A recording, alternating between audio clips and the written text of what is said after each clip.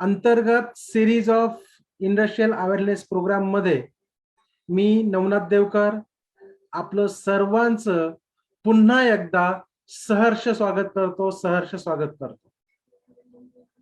आपल्याकडे सेशनकडे जाण्याच्या अगोदर आज या ठिकाणी आपण सर्वजण उद्योजक आहोत आणि उद्योजकता कशी असावी, उद्योजकतेमध्ये काय असायला हवं, या अनुषंगाने एक छोटीशी मला खरी गोष्ट या ठिकाणी शेअर करायची की जी एका स्पर्धेची गोष्ट आहे. 1-2 मिनिटांमध्ये आपण त्या गोष्टीकडे जाऊया. गोष्ट आहे एका ऑलिम्पिक स्पर्धेची. केनियाचा जगप्रसिद्ध धावपटू अबेल मुताई हा ऑलिम्पिक स्पर्धेच्या शेवटच्या राऊंड मध्ये धावताना अंतिम रेषेपासून फक्त काही मिनिटाच्या अंतरावरती होता. काही मिनिटाच्या म्हणण्यापेक्षा काही मीटरच्याच अंतरावर होता आणि त्याचे सर्वच्या सर्व प्रतिस्पर्धी हे त्याच्या खूप मागे होते. आता तो सुवर्ण पदक जिंकल्यातच जमा होता. सर्व प्रेक्षक त्याच्या नावाचा जोरात जल्लोष करत होते आणि एवढ्यातच तो गैरसमजातून जी अंतिम स्पर्धेची जी अंतिम रेषा जी आहे ती रेषा अगोदरच 1 मीटर असताना त्या ठिकाणी थांबला. त्याचा गैरसमज झाला की माझी अंतिम रेषा पूर्ण केली आहे आणि मी आता जिंकलोय. त्याच्या मागून येणारा स्पेनचा इवान फर्नांडिस याच्या ते लक्षात आलं की हा शेवटच्या रेषेपर्यंत गेलेला नाहीये, तर तोला चिन्ह न समजल्यामुळे तो 1 मीटर पाठीमागेच थांबलेला आहे. त्याने ओरडून त्याला सांगितले, पण स्पॅनिश भाषा त्या अबेलला येत नसल्यामुळे त्याला ते समजलंच नाही. शेवटी तो त्याच्या जागेवरती थांबला. शेवटी पाठीमागून येणाऱ्या इव्हानने त्याला ढकलून अंतिम रेषेपर्यंत नेले आणि त्यामुळे अबेल हा पहिला आला तर इव्हान हा दुसरा आला. अबेलने स्पर्धा जिंकली होती आणि ही स्पर्धा जिंकल्यानंतर पत्रकारांनी इव्हानला विचारलं, तू असे का केलंस? तुला तर संधी होती पहिला क्रमांक पटकावण्याची आणि तरीही ती संधी तू घालवलीस. इव्हाननी सांगितले की माझे स्वप्न आहे की एक दिवस आम्ही अशी मानवजात बनू की जी एकमेकांना मदत करेल. आणि मी पहिला क्रमांक घालवला नाही हे त्यांनी स्पष्टपणे पत्रकारांना सांगितलं. त्या ठिकाणी अबेल जिंकला जरी असला तरी त्याच्या जिंकण्यामध्ये माझं जिंकणं होतं. त्यानंतरही रिपोर्टरनी त्याला परत प्रश्न विचारला की तू केनियन स्पर्धकाला पुढे ढकलून आणलंस. त्यानंतर इव्हान स्पष्ट म्हणाला की तो पहिला आलेलाच होता, ही रेस त्याचीच होती, त्यामुळे तो पुढे आला आणि त्याने ती रेस जिंकली. त्यानंतर रिपोर्टर थांबला नाही, त्याने परत विचारलं, पण तू सुवर्ण पदक जिंकलो असतास, पण तू सुवर्ण पदक जिंकला असतास असं रिपोर्टरनी परत म्हटल्यानंतर इव्हाननी त्याला स्पष्ट सांगितलं की मी सुवर्ण पदक जिंकलं असतं, मी ते मेडल मिळवलंही असतं, पण त्या जिंकण्याचा अर्थ काय की ज्या जिंकण्याने मी माझ्या मेडलला न्याय देऊ शकलो नसतो. या ठिकाणी इव्हान आवर्जून सांगतो की पिढी दर पिढी पुढे जात असताना मी पुढच्या पिढीला काय देतोय हे खूप महत्वाचं आहे. दुसऱ्याच्या दुर्बलतेने किंवा अज्ञानाचा फायदा घेऊन मी जर जिंकत असेल तर जिंकण्याला काहीच अर्थ नाही. इव्हन तो ज्याच्याकडे अज्ञान आहे, ज्याच्याकडे दुर्बलता आहे, त्याला मदत करून पुढे घेऊन जाणं हीच शिकवण आहे आणि हेच माझे संस्कार आहेत. याच्या पुढे तो जाऊन सांगतो की माझ्यावर विश्वास आहे का हे खूप महत्वाचं आहे. स्वतःवर विश्वास ठेवता येणं हे यशस्वी होण्यापाठीमागचा सर्वात पहिला टप्पा आहे. आपल्याला यशस्वी जर व्हायचं जर असेल तर आपला स्वतःवरचा विश्वास वाढायला पाहिजे. उद्योजक मित्रांनो, आपण या ठिकाणी सर्वच जण उद्योजक आहोत. या ठिकाणी जे अबेल आणि इव्हाननी केलेलं आहे, अबेल हरत असताना इव्हाननी त्याला जिंकवलं कारण तोच खरा स्पर्धेचा मानकरी होता. उद्योग करत असतानाही आपण अशाच पद्धतीची फिलॉसॉफी, अशाच प्रकारचे संस्कार आपल्यामध्ये जर घालवले तर आपण नक्कीच उद्याचा दिवस चांगला पाहू शकतो. उद्याचा भारत हा भारतीय महासत्ता होताना, जगातील महासत्ता होताना आपण लवकरच पाहू. आणि त्याच अनुषंगाने एक पाऊल पुढे म्हणून federation of Indian industries and professionals या संस्थेची आपण स्थापना केलेली. आजच्या सेशनकडे पुढे जात असताना federation of Indian industries and professionals बाबत आपण थोडक्यात समजून घेऊया आणि त्यानंतर लगेचच आपण पुढील सेशनकडे जाऊया. तर federation of Indian industries and professionals ह्या संस्थेविषयी सांगताना मला या ठिकाणी आनंद वाटतोय की ही संस्था एक नॉन प्रॉफिट ऑर्गनायझेशन आहे. त्यानंतर ती नॉन गव्हर्नमेंट ऑर्गनायझेशन आहे, नॉन पॉलिटिकल ऑर्गनायझेशन आहे, नॉन ट्रेड युनियन ऑर्गनायझेशन आहे आणि अशा प्रकारचं व्यावसायिकांना समर्पित केलेली ही संस्था आहे. ही संस्था ऑक्टोबर 2020 मध्ये याचं इन्कॉर्पोरेशन केलेलं असून भारतातील छोट्या मीडियम स्केल्स आणि कॉर्पोरेट बिझनेस मध्ये एक मुव्हमेंट घडवून आणणं हा या संस्थेपाठीमागचा उद्देश आहे. भारतीय उद्योजकांचा आवाज होण्याचं स्वप्न ही संस्था पाहते. भारतातील प्रायव्हेट आणि पब्लिक कॉर्पोरेट सेक्टर मधले जे काही ऑर्गनायझेशन्स आहेत, जे काही बिझनेसेस आहेत, ह्या बिझनेसेसला एका नव्या उंचीवर घेऊन जाण्याचं स्वप्न या संस्थेने पाहिलेलं आहे आणि ह्या संस्थेच्या माध्यमातून नेटवर्किंग आणि कोलॅबोरेशनसाठी सुवर्ण संधी व्यावसायिकांना आपण देण्याचं काम करतो. जसं की आपण आता यापूर्वीच्या स्टोरीमध्ये पाहिलं की लोकांना हेल्प करणे, बिझनेसेस मध्ये हेल्प करणे, helping peoples as a business strategy ही फिफ्टनी बनवलेली आहे. या ठिकाणी म्हटलं जातं की business is all about the solving peoples problem. जर लोकांचे प्रॉब्लेम जर आपण सोडू शकलो तर प्रॉब्लेम निघून जातील आणि एक स्टेप तो बिझनेस पुढे जाईल. त्या बिझनेस मधले प्रॉब्लेम निघाल्यामुळे प्रोडक्टिव्हिटी चांगली भेटेल. प्रोडक्टिव्हिटी चांगली भेटल्यामुळे त्याचा वेळ कमी होईल आणि या सगळ्या गोष्टींमुळे त्या बिझनेसचं प्रॉफिट वाढणार आहे.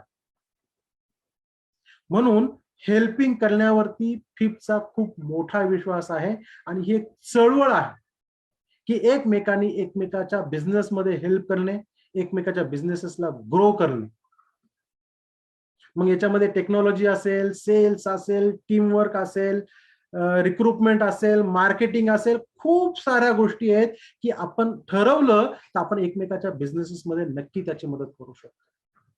आणि ही जेव्हा बिझनेसेस मध्ये आपण एकमेकाला मदत करू ना, त्यावेळेस आपण एकजुटीने संपूर्ण इंडस्ट्रीची डेव्हलपमेंट होईल, संपूर्ण इंडस्ट्रीची ग्रोथ होईल आणि इंडस्ट्री डेव्हलप झाली, इंडस्ट्री ग्रो झाली की डेफिनेटली इंडियन इकॉनॉमीची डेव्हलपमेंट सुद्धा या ठिकाणी होणार आहे.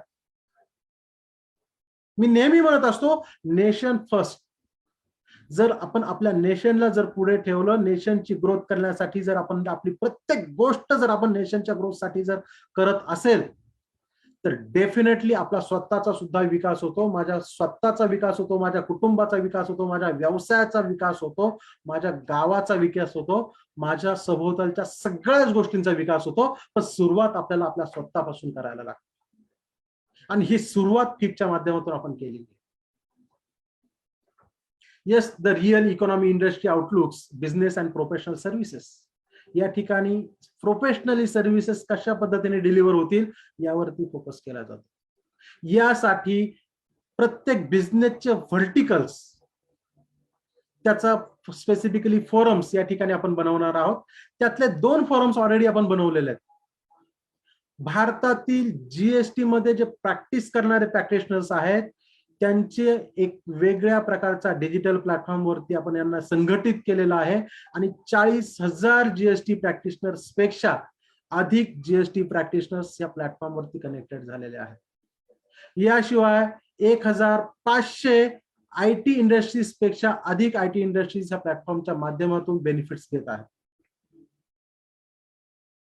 जसं की मी सांगितलं की या ठिकाणी फक्त व्यवसायाची वाढ जर आपल्याला जर करायची असेल तर त्यासाठी पर्सनल आणि प्रोफेशनल डेव्हलपमेंट होणं सुद्धा गरजेचं आहे आणि त्या एरियावरती सुद्धा या ठिकाणी काम केलं जातं. त्याच्यामध्ये सेल्फ अवेअरनेस असेल, नॉलेज इम्प्रुव्हमेंट आहे, लर्निंग आहे, स्वतःतलं पोटेन्शियल डेव्हलप करायचं आहे. लोकांना वेगवेगळी स्वप्नच जर पाहिली नाही तर ग्रोथ होत नाही, तर ती स्वप्न बघायला लावण्याचा मानस या ठिकाणी, क्वालिटी ऑफ लाईफ म्हणता येईल. त्यानंतर तुम्हाला प्रोफेशनल्स डेव्हलपमेंट मध्ये जर विचार केला तर या ठिकाणी वेगवेगळ्या प्रकारचे मेंटरिंग्स आहेत, कन्सल्टिंग आहेत, या ठिकाणी लर्निंग आहे, वेगवेगळ्या प्रकारचे स्टडीज या ठिकाणी मटेरियल्स अवेलेबल करून दिलं जातं आणि त्यातून त्या बिझनेस ओनरची डेव्हलपमेंट होत असते. मित्रांनो, मला ह्या ठिकाणी आपल्याला सांगायला आवडेल किंवा शेअर करायला आवडेल की जगातली कोणत्याही गोष्टीकडे जर बघितलं तर मला हेच सांगावं वाटेल की it's all about the relationship. कोणतीही गोष्ट घ्या, ती गोष्ट तुमच्या रिलेशनशिपला कनेक्टेड असते.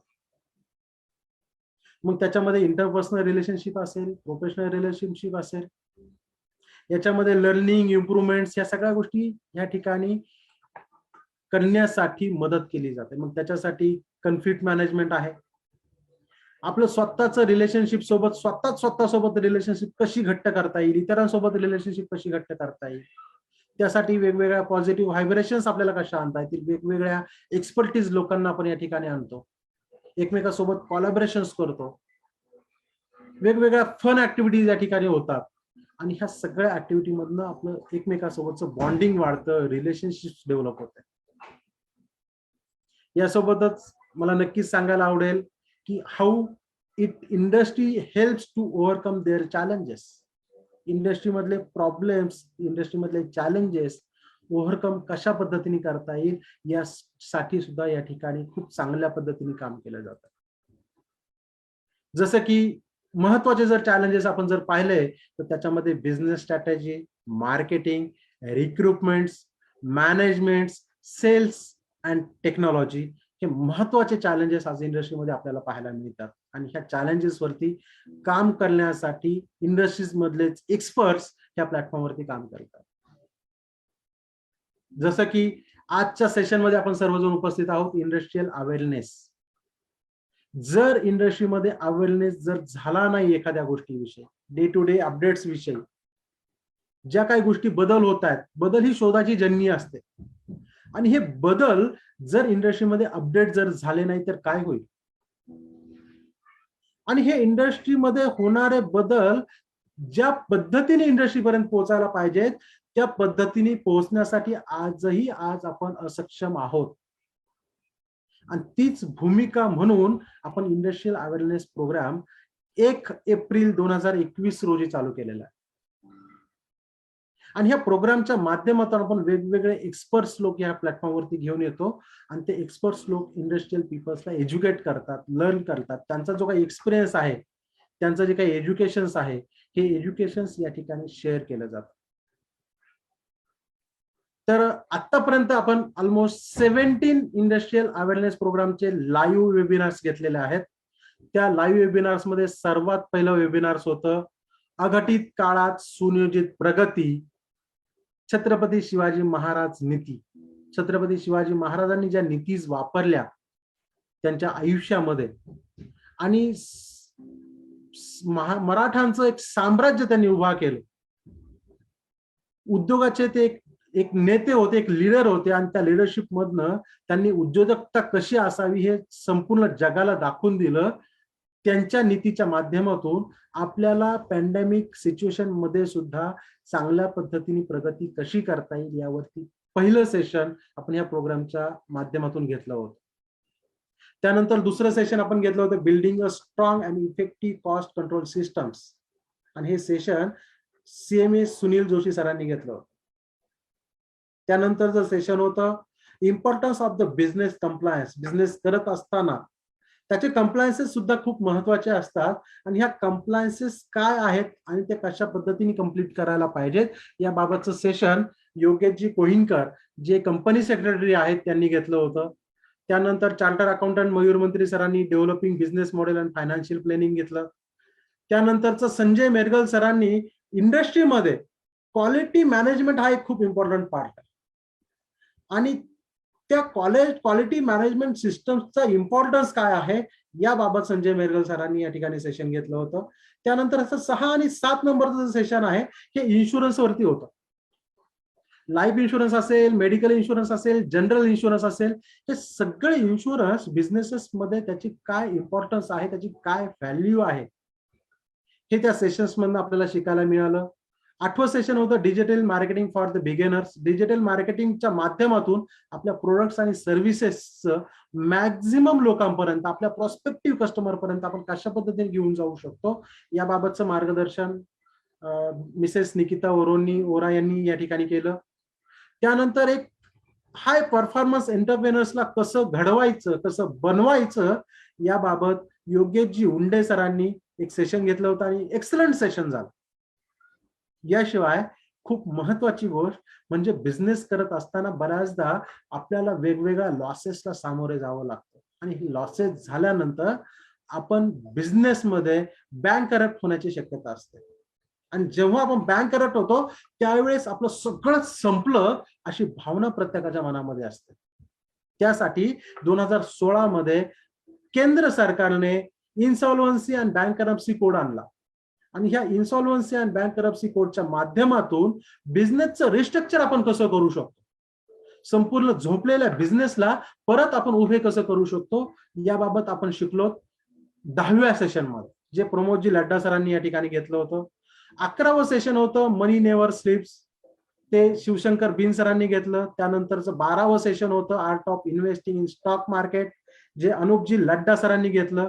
हे दोन्ही सेशन आपण झोपलेलो असताना सुद्धा आपण आपल्या पैशाला कसं कामाला लावू शकतो याबाबतचे सेशन होते. खूप एक्सलंट सेशन झाले ते सुद्धा. त्यानंतर बिझनेसच्या ग्रोथसाठी, बिझनेसच्या वाढीसाठी काय स्ट्रॅटेजीज वापरू शकतो त्यातल्या महत्वाच्या 7 स्ट्रॅटेजीज बालकृष्ण लोहकरे सरांनी 13व्या सेशन मध्ये घेतले. 14वं सेशन होतं बिझनेस ऑटोमायझेशन वरती, की बिझनेस मध्ये ऑटोमायझेशन का गरजेचं आहे याविषयी रितेशजी गायधने सरांनी आपल्याला या ठिकाणी मार्गदर्शन केलं.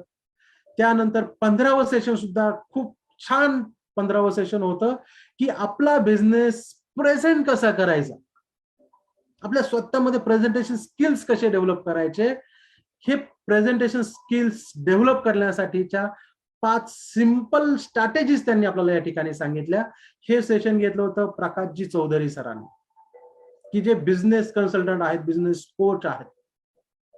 6वं सेशन होतं शेतकऱ्यांशी संबंधित फार्मर प्रोड्युसर कंपनीज आणि फार्मर प्रोड्युसर ऑर्गनायझेशन साठी एकत्र येऊन कशा पद्धतीने डेव्हलपमेंट करता येईल, कशा पद्धतीने ग्रो करता येईल, नाबार्डच्या माध्यमातून त्यांना काय सहाय्य होतं याबाबत नागेश्वरराव देसू, जे नाबार्ड मध्ये जनरल मॅनेजर म्हणून ज्यांनी काम केलेलं आहे, त्यांचं मार्गदर्शन आपल्याला या ठिकाणी भेटलं. आणि 17वं सेशन होतं महेश इंदानी सरांचं. हेही सेशन तेवढंच महत्वाचं होतं की आपल्या बिझनेसमध्ये कॅश ट्रान्झॅक्शन करताना आपण काय चुका करतो आणि ते कॅश ट्रान्झॅक्शन करताना होणाऱ्या चुकाचं रिफ्लेक्शन आपल्या बिझनेसवर काय पडतं, त्याच्या बिझनेसेसला काय काय डॅमेजेस असतात, ह्या गोष्टी महेश इंदानी सरांनी खूप चांगल्या पद्धतीने एक्सप्लेन केल्या. यासोबतच टीसीएस आणि टीडीएस 1 जुलै 2021 पासून त्याचा काय कंप्लायन्स आहे याबाबतही त्यांनी उत्कृष्ट पद्धतीने आपल्याला या ठिकाणी मार्गदर्शन केलेलं आहे. हे सर्वच्या सर्व सेमिनार्स फेसबुक वरती आणि युट्यूब वरती लाईव्ह आहेत.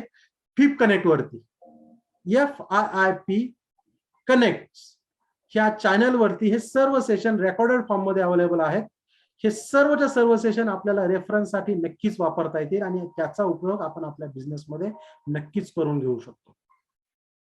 यासोबतच federation of Indian industries and प्रोफेशनलच्या माध्यमातून प्रत्येक आठवड्याला बिझनेस मीटिंग्स अरेंज केल्या जातात आणि ही बिझनेस मीटिंग बुधवारी सकाळी 7 ते 10 वाजेपर्यंत असते. सकाळी 7 ते 8 वाजेपर्यंत ओपन नेटवर्किंग असतं आणि 8 ते 10 मध्ये स्ट्रक्चर अजेंडामध्ये या ठिकाणी मीटिंग होते.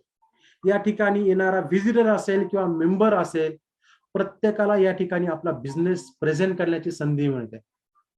त्यासोबतच या ठिकाणी एज्युकेशन स्लॉट असतो, एकमेकांसोबत बिझनेस शेअर केला जातो, एकमेकाला बिझनेससाठी रिकमेंड केलं जातं. अशा पद्धतीने या ठिकाणी एकमेकाला हेल्प करून आपापले बिझनेसेस आपल्याला ग्रो कसे करता येतील अशा पद्धतीची चळवळ फिपच्या माध्यमातून आपण या ठिकाणी करतोय. 27 जुलै 2021 पर्यंतच काही स्टॅटिस्टिक्स आपण पाहूया, जो फिप बिझनेस नेटवर्किंग प्लॅटफॉर्म आहे. 1 मे 2021 रोजी फिपचा पहिला बिझनेस नेटवर्किंग चॅप्टर चालू झाला. त्याचं नाव आहे शिवनेरी चॅप्टर. याच्यामध्ये आजपर्यंत 25 पेड मेंबर्स आहेत. आतापर्यंत 98 रेफरल सेक्शन झालेले आहेत आणि 98 रेफरलच्या माध्यमातून जवळपास 19.25 लाख रुपयाचा बिझनेसचं ट्रान्झॅक्शन या बिझनेस नेटवर्किंग प्लॅटफॉर्मवरती झालं. आणि अशाच प्रकारचे अनेक चॅप्टर ह्या प्लॅटफॉर्मवरती इथून पुढे होणार आहेत. त्यातले काही महत्वाचे चॅप्टर लवकरच आपण लॉन्च करत आहोत. पिंपरी चिंचवड शहरामध्ये 2 चॅप्टर्स आहेत, पुण्यामध्ये 1 आहे, मुंबईमध्ये 1 चॅप्टर आहे, नागपूरमध्ये 1 चॅप्टर आहे आणि संपूर्ण भारतासाठी ऑनलाईन झूम ह्या आपल्या ऍप्लिकेशन्स वरती ऑनलाईन चॅप्टर आपण एक लॉन्च करतोय. आणि ह्या चॅप्टरच्या माध्यमातून आपण एकमेकाला बिझनेस मध्ये हेल्प करणार आहोत. आणि we are the professionals. Professionally आपण एकमेकाला कशा पद्धतीने हेल्प करू शकतो त्याच्यावरती आपला फोकस असणार. याशिवाय आपण या मे महिन्यामध्ये एक बिझनेस वर्कशॉप पण कंडक्ट केलं होतं, discover the secret of business growth. यामध्ये वेगवेगळे टॉपिक्स आपण शिकलो आहोत. ऑलमोस्ट 16 तासाचं हे सेशन होतं, 3 दिवस सेशन झालं. याच्यामध्ये business model canvas, top 100 successful startups, role of founders in early stage, business financial planning, capital structures of business आणि याशिवाय अनेक गोष्टी आपण ह्या बिझनेस वर्कशॉप मध्ये शिकलेलो आहोत. येस, अशाच पद्धतीचं जे आज इंडस्ट्रियल अवेअरनेसचा प्रोग्राम जो आहे, अशाच पद्धती आपण पुढच्या शनिवारी सुद्धा एक सेशन असणार आहे आणि ते सेशन असणार आहे business opportunities in the agriculture industries. Agriculture industries मध्ये काय काय बिझनेस ऑपॉर्च्युनिटीज आहेत यावरती आपण हे सेशन घेणार आहोत. आणि हे सेशन घेणार आहेत मिस्टर विजय कोळेकर, जे ॲग्रोनॉमिस्ट आहेत. Project on climate रिसायलेंट agriculture, PoCRA, जो वर्ल्ड बँकचा प्रोजेक्ट आहे, त्या वर्ल्ड बँकच्या प्रोजेक्ट मध्ये कोळेकर सर ॲग्रोनॉमिस्ट आहेत आणि ते हे सेशन घेणार आहेत की ऍग्रीकल्चर इंडस्ट्रीमध्ये बिझनेस ऑपॉर्च्युनिटीज काय आहे. तर मित्रांनो, मी आपल्या सर्वांना सांगेल की जे पुढच्या शनिवारी सेशन आहे, हे सेशन सुद्धा आपण सोडू नका. कारण ऍग्रीकल्चर इंडस्ट्री खूप मोठी आहे. जगातील सर्वात मोठी इंडस्ट्री ही ऍग्रीकल्चर इंडस्ट्री आहे. आणि त्या इंडस्ट्रीमध्ये ज्या काही गोष्टी लागतात त्या एसएमईज प्रोव्हाइड करतात. त्या एसएमईज साठी काय ऑपॉर्च्युनिटीज आहेत, ऍग्रीकल्चर इंडस्ट्रीसाठी काय ऑपॉर्च्युनिटीज आहेत, ह्या सर्व गोष्टी आपण जाणून घेणार आहोत ह्या सेशन मध्ये. तर चला आपण आजच्या आपल्या सेशनकडे वळूयात. आजचं सेशन आहे how to loan play important role in the business.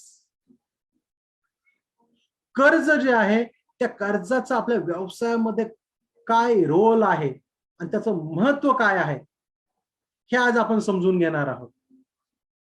आणि कर्जाच्या माध्यमातून व्यवसायाला प्रगती पथाकडे आपण कशा पद्धतीने घेऊन जाणार आहोत हे आज आपण ह्या सेशन मध्ये शिकणार आहोत, समजून घेणार आहोत. आणि हे सेशन घेण्यासाठी आज आपल्या प्लॅटफॉर्मवरती उपलब्ध आहेत चार्टर अकाउंटंट योगेश लकडे सर. योगेश लकडे सर, आपलं आजच्या ह्या प्लॅटफॉर्मवरती सहर्ष स्वागत आहे. Welcome sir. धन्यवाद सर. धन्यवाद नवनाथ सर. धन्यवाद. योगेश सरांचं स्वागत करत असतानाच आजचे जेवढे काही उद्यमी या ठिकाणी आहेत, आपल्याला सर्वांना योगेश सरांचं या ठिकाणी स्वागत करायचंय. चॅट बॉक्स मध्ये वेलकम लिहायचंय. मी सर्वांना रिक्वेस्ट करेल की चॅट बॉक्स मध्ये वेलकम लिहून योगेश लकडे सरांचं आपण स्वागत करूया. योगेश लकडे सरांविषयी मला 2 वाक्यामध्ये एक गोष्ट सांगायला आवडेल की योगेश लकडे सर 15 वर्षापेक्षा इंडस्ट्रीमध्ये आहेत. चार्टर अकाउंटंट म्हणून ते खूप यशस्वीरित्या पुणे येथे त्यांचं काम करतायत. वेगवेगळ्या संस्थांना, जवळपास 2000 पेक्षा अधिक संस्थांना ते त्यांची सेवा देण्याचं काम करतायत. प्रत्येक वर्षी त्यात इन्कम टॅक्स असेल किंवा वेगवेगळ्या स्टॅट्युटरी कंप्लायन्सेस असतील, त्या कंप्लायन्सेस वरती ते खूप चांगल्या पद्धतीने सेवा देण्याचं काम पाठीमागच्या 15 वर्षापासून करतायत. ते फक्त बिझनेस ओनरला सर्व्हिस नाही देत आहेत, तर ते वेगवेगळ्या बँकांच्या पॅनलवरती सुद्धा आहेत. बँकांना सुद्धा त्यांचा बिझनेस डेव्हलप करण्यासाठी, ग्रो करण्यासाठी ते वेगवेगळ्या प्रकारचा सल्ला मसलत देत असतात. त्यांच्या ऍडव्हायझरी बोर्डवरती ते आहे. त्याशिवाय त्यांच्या बिझनेसेसचं ऑडिट करण्याचं काम सुद्धा ते करतात. तर अशा वेगवेगळ्या प्रकारची एक्सपर्टीज योगेश लकडे सरांकडे आहे. योगेश लकडे सर, तुमचा जो काही एक्सपिरियन्स आहे, तुमची जी काही एक्सपर्टीज आहे, त्या एक्सपर्टीजचा आज या ठिकाणी जे काही उद्यमीज आहेत, जे काही व्यावसायिक आहेत, ह्या व्यावसायिकांना नक्कीच फायदा होणार याची मला खात्री आहे. आणि ह्या खात्रीने आजचं सेशन मी आपल्याकडे हँडओव्हर करतोय सर. धन्यवाद. धन्यवाद नवनाथ सर.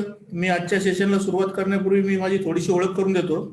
मी योगेश लकडे, व्यवसायाने चार्टर्ड अकाउंटंट आहे आणि गेली 12 ते म्हणजे नवनाथ सरांनी सांगितलं 15 वर्ष, पण 12 वर्ष मी चार्टर्ड अकाउंटंटच्या प्रॅक्टिसमध्ये आहे. त्याच्या आधी 3 वर्ष मी आपल्या पुणे म्युनिसिपल कॉर्पोरेशनमध्ये ऍज अ CFO म्हणून कामाला होतो. टोटल 15 वर्षाचा एक्सपिरियन्स आहे. CFO असताना पण PMC ला लागणारा जो काही फायनान्शियल असिस्टन्स होता तो मी माझ्यातर्फे प्रोव्हाइड करायचो ऍज अ कन्सल्टंट म्हणा किंवा ऍज अ जॉब म्हणून. आता आजच्या सेशन मी इथे रिप्रेझेंट करताना capita age advisory private limited या कंपनीला मी रिप्रेझेंट करतो. या कंपनी थ्रू आम्ही बिझनेस लोन आणि इतर सर्व प्रकारचे लोन, त्याच्यात पर्सनल लोन असतील, लोन अगेन्स्ट प्रॉपर्टी असेल, बिझनेस लोन असेल, अनसिक्युअर्ड लोन असेल, सिक्युअर्ड लोन असेल, तसेच त्या लोन सबसिडीज, गव्हर्नमेंट सबसिडीज मध्ये आम्ही काम करतो. याच्यासाठी capita age advisory private limited या कंपनीची आम्ही स्थापना केलेली आहे. ह्याच्यामध्ये फक्त या 2 प्रकारचीच आम्ही काम करतो, गव्हर्नमेंट सबसिडी आणि लोन.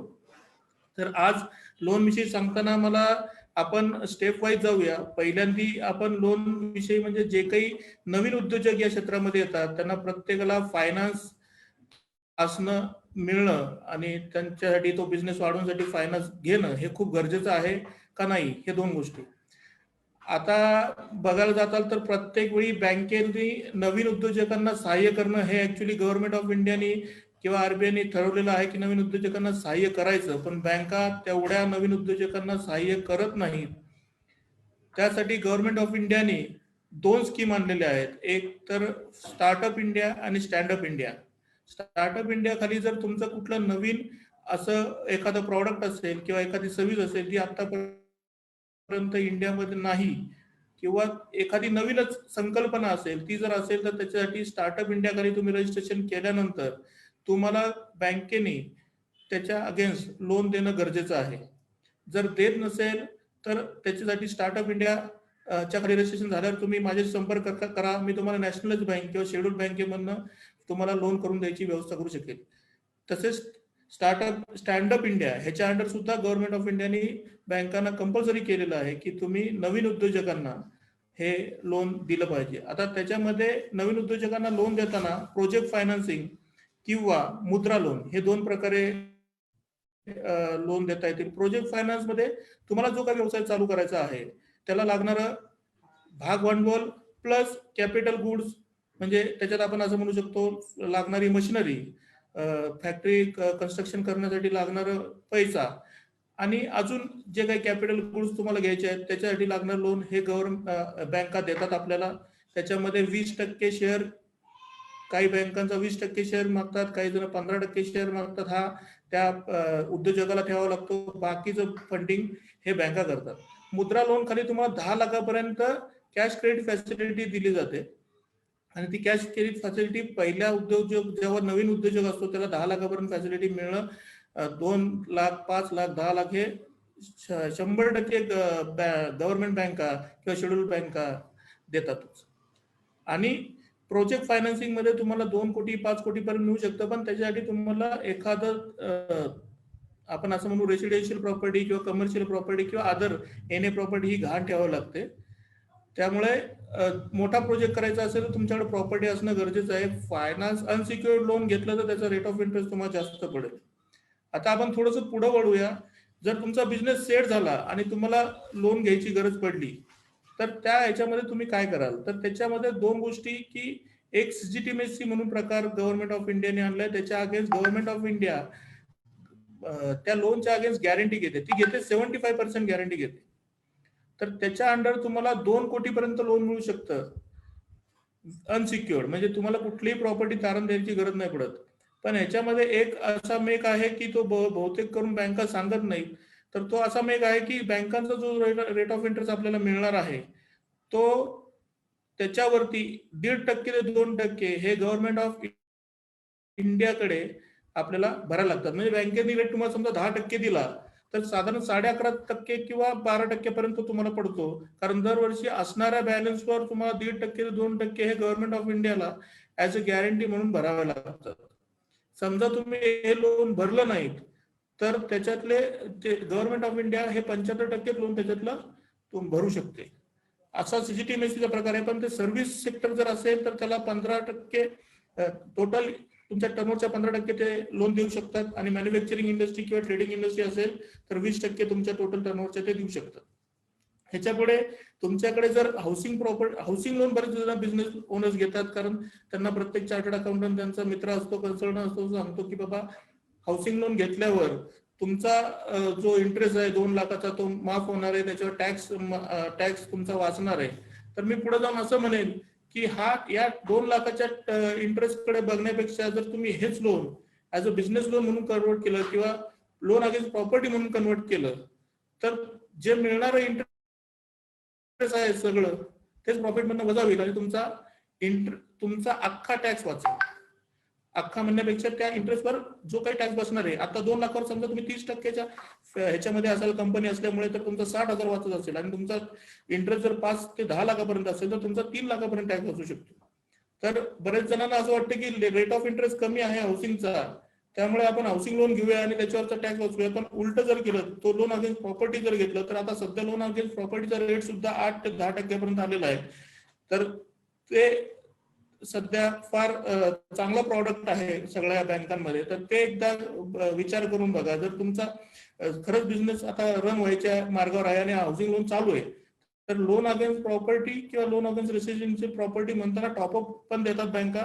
ते टॉपअप घेताना फक्त एक काळजी घ्या की त्याच्यामध्ये असं असलं पाहिजे की loan against property, housing loan हा शब्द नसला पाहिजे. लोन अगेन्स्ट प्रॉपर्टी जर म्हणलं तर तुम्हाला बिझनेसला ते बिझनेस एक्सपेन्सेस साठी उपयोग करता येईल.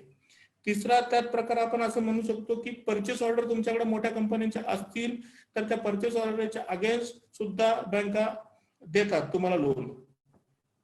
आता समजा टाटाचं असेल, रिलायन्सचं असेल किंवा गव्हर्नमेंटच्या परचेस ऑर्डर तुमच्याकडे असतील तर त्याच्या अगेन्स्ट साधारण 60 ते 70% लोन बँका आपल्याला प्रोव्हाइड करतात. काही प्रायव्हेट फायनान्सर सुद्धा आहेत, प्रायव्हेट बँका आहेत, एनबीएफसी आहेत, त्या सुद्धा जो 70 ते 80% पर्यंत तुम्हाला या पीओच्या अगेन्स्ट लोन देतात. जर तुम्ही एक्सपोर्ट बिझनेस मध्ये असाल तर एक्सपोर्ट बिझनेस साठी तर बँकांची सुविधा म्हणजे बँका तुम्हाला पायगड्या घालतात, रेड कार्पेट सुविधा देतात. ती कशी काय, तर एक्सपोर्ट करणारा जो काही व्यापारी आहे किंवा जो बिझनेसमॅन आहे त्याच्यासाठी साधारण 3 ते 5% पर्यंत हे लोन मिळतं. तुमचा जो काही एक्सपोर्ट बिझनेस आहे, टर्नओव्हर आहे, त्याच्या काही 20%, 30% ऍज अ कॅश क्रेडिट म्हणून तुम्हाला मिळतं आणि त्याच्या 3 ते 5% फक्त रेट ऑफ इंटरेस्ट आहे. म्हणजे जर तुम्ही एक्सपोर्टचा विचार करत असाल तर जरूर या संधीचा फायदा घ्या, कारण सगळ्या नॅशनलाइज बँका, शेड्यूल बँका हा 3 ते 5% पर्यंत हे लोन तुम्हाला देऊ शकतात. परचेस ऑर्डरच्या आधीच आपण बोललो तसंच जर मोठ्या कंपन्यांचं तुमच्याकडे काम आहे तर त्या मोठ्या कंपन्या ज्या आहेत त्यांचं कुठल्या बँकेत अकाउंट आहे हे एकदा चेक करून बघा. समजा आज रिलायन्सचं कोटक बँकेत अकाउंट आहे आणि तुम्ही रिलायन्सचे व्हेंडर आहात तर त्या बँकेत, कोटक बँकेत आपण अकाउंट काढलं तर कोटक बँक किंवा कुठलीही तत्सम बँक असं करते की तुमचं जे काही बिल आहे रिलायन्सवरचं ते डिस्काउंट करून देते. म्हणजे तुमचं जे काही चलन आहे आपल्या बिझनेसमध्ये, जे काही वर्किंग कॅपिटल आहे ते नेहमी चालत फिरत राहतं. त्यामुळे असं काही असेल, तुम्ही एखाद्या मोठ्या कंपनीचे व्हेंडर असाल तर ते सुद्धा लक्षात घ्या. बिल डिस्काउंटिंग हा पण प्रकार चांगला आहे. बिल डिस्काउंटिंग मध्ये जास्तीत जास्त तुम्हाला तुमचं जे काही अमाऊंट आहे त्याच्या 85 ते 90% पर्यंत अमाऊंट लगेच मिळून जाते. म्हणजे 100 रुपये असतील तर 90 रुपये तुम्हाला आजच्या आज मिळून जातात. तुम्हाला 3 महिने 2 महिने हे थांबावं लागत नाही. त्यामुळे तो एक चांगला प्रकार आहे. नंतर जर तुम्ही मॅन्युफॅक्चरर असाल तर सिडबी म्हणजे small industrial bank of India ही संस्था जी आहे ती सुद्धा चांगल्या प्रकारे मदत करते सध्या मॅन्युफॅक्चरिंग इंडस्ट्रीला. साधारण 6 ते 8% पर्यंत ते लोन देत आहेत. गव्हर्नमेंटचं त्याला सहाय्य आहे. गव्हर्नमेंट सुद्धा जे काही स्मॉल स्केल इंडस्ट्री आहे, एमएसएमई आहे, मिडियम स्केल इंडस्ट्री आहे, त्यांना मदत करण्यासाठी सिडबीच्या माध्यमातून लोन देते. सध्या सिडबीने कोविडच्या अंडर जर तुम्ही काही प्रोडक्शन मॅन्युफॅक्चरिंग करत असाल तर त्याच्यासाठी 4 ते 6% लोन आणलं असेल. कोविडच्या अंडर म्हणण्यापेक्षा ऑक्सिजन सिलेंडर जर असेल तर ऑक्सिजन मॅन्युफॅक्चरिंग मध्ये तुम्ही असाल तर त्याच्यासाठी सुद्धा 4 ते 6% देत आहेत. कोविडच्या अंडर तुमचं हँड सॅनिटायझर आहेत, ग्लोव्ज आहेत, मास्क आहेत, हे सगळ्यासाठी जर मॅन्युफॅक्चरिंग तुम्ही करत असाल तर 4 to 6% मध्ये तुम्हाला सिडबी लोन देते. आणि आता सिडबीने डिक्लेअर केलं की आम्ही कोविडचा काळ असल्यामुळे तुमच्याकडे आम्ही भेट सुद्धा देणार नाही. जर तुमचा प्रोजेक्ट आम्हाला कागदोपत्री चांगला वाटला तर आम्ही लगेच सँक्शन करू, एवढं सुद्धा सिडबीने सांगितलेलं आहे. त्याच्या पुढे जाऊन कोविडसाठी गव्हर्नमेंट ऑफ इंडियाने एक नवीन स्कीम आणली आहे डॉक्टरांसाठी.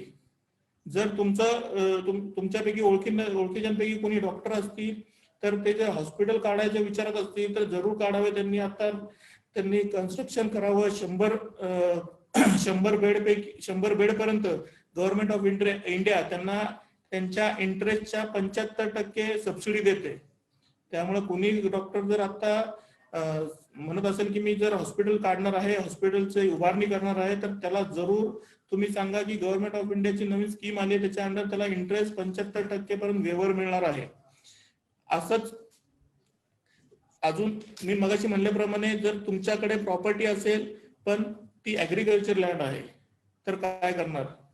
बरेच जण मला प्रश्न विचारतात, सर आमच्याकडे कमर्शियल प्रॉपर्टी नाही, रेसिडेन्शियल प्रॉपर्टी नाही, ऍग्रिकल्चर प्रॉपर्टी आहे, पण ऍग्रिकल्चर प्रॉपर्टीच्या अगेन्स्ट बिझनेस लोन मिळतं का? तर मिळतं. बिझनेस लोनला ऍग्रिकल्चर प्रॉपर्टी दिली तर बिझनेस लोन अवश्य मिळतं.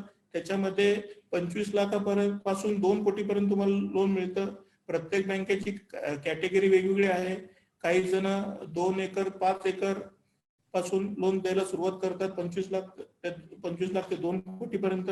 त्याच्यामध्ये ओडी आणि टर्म लोन हे 2 प्रकार मिळतात. ओडी जर असेल तर तुम्हाला वर्षभराने इंटरेस्ट भरावं लागतं, तुम्हाला ईएमआय काही प्रिन्सिपल काही भरावं लागत नाही. आणि टर्म लोन असेल तर तुम्हाला 6 महिन्यांनी प्रिन्सिपल प्लस इंटरेस्ट असं भरावं लागतं. तुमच्याकडे जर ऍग्रिकल्चर लँड असेल आणि तुमचं अदर इन्कम असेल तर ज्या नॅशनलाइज बँक आहेत किंवा आपण असं म्हणू की ज्या ऍक्सिस बँक, कोटक बँक, तत्सम बँका आहेत त्या सुद्धा लोन देतात. तुम्ही एकदा या बँकांच्या जे काही प्रोडक्ट्स आहेत त्याच्यावर एकदा नजर द्या.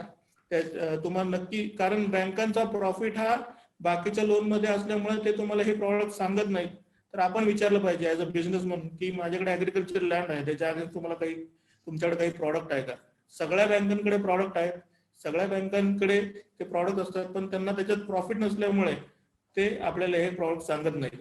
म्हणून तर आम्ही कॅपिटाइज ऍडव्हायझरी प्रायव्हेट लिमिटेड या कंपनीची स्थापना करून त्याच्या अगेन्स्ट त्याच्यामध्ये ही लोन प्रत्येक माणसाच्या नीड प्रमाणे आपण लोन द्यायचं काम करतोय. आता मगाशी आपण म्हणतो त्याप्रमाणे एक्सपोर्ट ओरिएंटेड युनिट असेल, पूर्ण एक्सपोर्ट असेल तर त्याला तर नक्कीच 4 ते 6% लोन घेऊन, ते जरी लागत नसेल तरी तो 4 ते 6% घेऊन 8-10% एफडी करून इन्व्हेस्टमेंट करू शकतो किंवा म्युच्युअल फंड तत्सम इन्व्हेस्टमेंट मध्ये करू शकतो.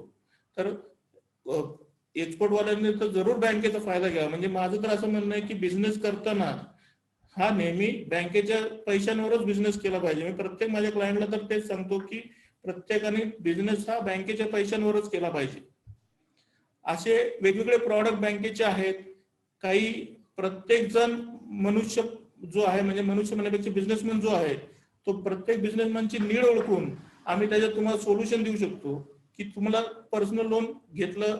बिझनेस पर्सनल लोन हा एक प्रकार आहे, पण त्याचा रेट ऑफ इंटरेस्ट थोडा जास्त असतो.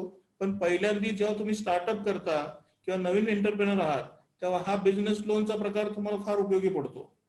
नंतर एकदा 2 वर्ष गेल्यानंतर तुमचे इन्कम टॅक्सचे रिटर्न स्ट्रॉंग झाल्यानंतर हेच लोन तुम्ही जे हायर रेट ऑफ इंटरेस्ट घेत असता ते तुम्हाला इतर बँका तुमच्या मागे येतील आणि ते लो रेट ऑफ इंटरेस्ट तुम्हाला देतील. आणि जर प्रॉपर्टी जर असेल तर मग आता तर सध्या 8 ते 10.5-11% पर्यंत लोन अगेन्स्ट प्रॉपर्टी चाललेलं आहे. सबसिडीमध्ये म्हणताल तर आपण ऍग्रिकल्चर मध्ये सबसिडीचं काम करतो. सगळ्या काय म्हणतात मॅन्युफॅक्चरिंग इंडस्ट्री रिलेटेड जे काही आहे त्याच्यामध्ये पण आपण सबसिडीचं काम करतोय. वुमन एंटरप्रेन्योरसाठी वेगवेगळ्या सबसिडीमध्ये काम करतो आहे. आता आपला लोनचा विषय आहे त्यामुळे मी सबसिडीवर जास्त बोलणार नाही. आता ह्याच्यामध्ये जर कोणाला काही प्रश्न असेल तर विचारा. अजून थोडस वेळ आहे आपल्याकडे, तर प्रश्न विचारले तरी चालतील. योगेश सर, तुम्ही ऍग्रिकल्चर लँडच्या लोन संदर्भात बोललात. तर हो या ऍग्रिकल्चर लँडचं ऍक्च्युअली जे व्हॅल्युएशन आहे त्याच्या प्रमाणामध्ये लोन मिळतं किंवा कसं, त्याचं कसा रेशो असतो किंवा त्याचं काय पॉलिसी असते? सर, ऍग्रिकल्चर लँडच्या मार्केट प्राइसवर लोन दिलं जातं. आणि टोटल तुमचं जर एकर क्षेत्र जेवढं आहे, प्रत्येक एकरी काय लागवड होते त्याच्यावर पण लोन आहे, किंवा लोन अगेन्स्ट प्रॉपर्टी म्हणून पण दिलं जातं. जर समजा तुमचा ऊस असेल तर प्रत्येक बँकेच्या एकरी ऊसासाठी वेगवेगळा रेट हे आहे. तर क्रॉप लोन कांदा झालं, हे असेल तर क्रॉप लोन कांद्याचे झालं, बरोबर आहे ना?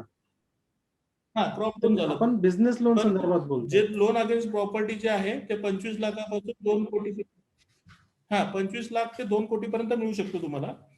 त्याच्यासाठी तुमचे रिटर्न, म्हणजे जरी तुमच्या नावावर शेती नसेल, तुमच्या भावाच्या नावावर शेती असेल आणि तुमचे रिटर्न स्ट्रॉंग असेल तर तुम्हाला ते होऊ शकतं.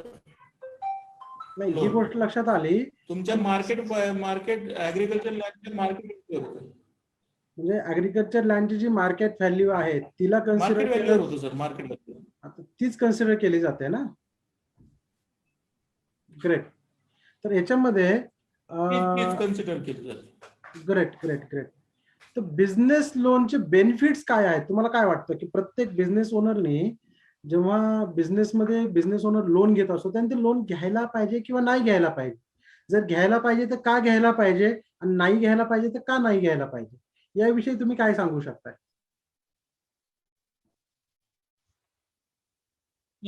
प्रत्येक बिझनेसला प्रत्येक वेळी कॅपिटल टाकणं प्रत्येक बिझनेस ओनरला शक्य होत नाही. त्यामुळे जर कॅपिटलची जेव्हा गरज लागते तेव्हा बँकेची गरज आहेच. बँकेकडनं लोन घेतलंच पाहिजे अशा मताचा मी आहे. बँकेचं लोन घेतल्यावर स्वतःची जी इन्व्हेस्टमेंट आहे ती फार कमी होते. आता जर आपण असं म्हणू की गुड डेट आणि बॅड डेट जो आहे, डेट इक्विटी रेशो म्हणतो, पण तो 2च्या आत असेल तर तो bad debt. Good debt ratio म्हणजे काय, तर तुमचं असणारं कॅपिटल बिझनेसमध्ये हे कधी पण तुम्ही घेतलेल्या लोनच्या दुप्पट असलं पाहिजे. म्हणजे समजा तुमचं लोन आज 20 लाख आहे तर तुमच्या बिझनेस मधली तुमची इन्व्हेस्टमेंट ही 40 लाखाच्या जवळपास असली पाहिजे. समजा उद्या तुम्हाला बिझनेस बंद करायची वेळ आली, मगाशी नवनाथ सरांनी आपल्याला इन्सॉल्व्हन्सी बँक्रप्सी कोड बद्दल सांगितलं, त्याप्रमाणे जर तुम्ही बँक्रप्ट झाला किंवा इन्सॉल्व्हंट झाला तर तुमच्याकडे असणारं कॅपिटल हे पहिलं लोन द्यायला उपयोगी पडू शकतं. म्हणजे असा डी रेशो तुम्ही स्वतःही तो डी रेशो काढू शकता आणि त्याच्यानंतर ठरवू शकता की आपण लोन, आता आपला बिझनेस कुठल्या स्टेजला आहे, आपण लोन किती घेतलं पाहिजे, आपलं कॅपिटल किती आहे. मग या केसमध्ये आपण काय केलं पाहिजे? प्रायव्हेट लिमिटेड असाल तर तुम्ही कॅपिटल वाढवू शकता, पण प्रोप्रायटर किंवा पार्टनरशिप फर्म असेल तर तुम्ही कॅपिटल वाढवण्यावर तुमच्या बंधन येतात. तुम्ही कुठनं आणलं, काय आणलं, हे सगळे प्रश्न विचारले जातात. तर स्ट्रक्चर पण तुम्ही लोन करताना तुमच्या बिझनेसचं स्ट्रक्चर पण बघितलं गेलं पाहिजे. आणि प्रत्येक वेळी नॅशनलाइज बँक किंवा कोऑपरेटिव्ह बँक किंवा एनबीएफसी मध्ये जाताना प्रत्येकाचे रेट ऑफ इंटरेस्ट आणि प्रत्येकाचं असणाऱ्या स्ट्रॅटेजीज किंवा त्यांच्या टर्म्स अँड कंडिशन या ध्यानात घेतल्या पाहिजे.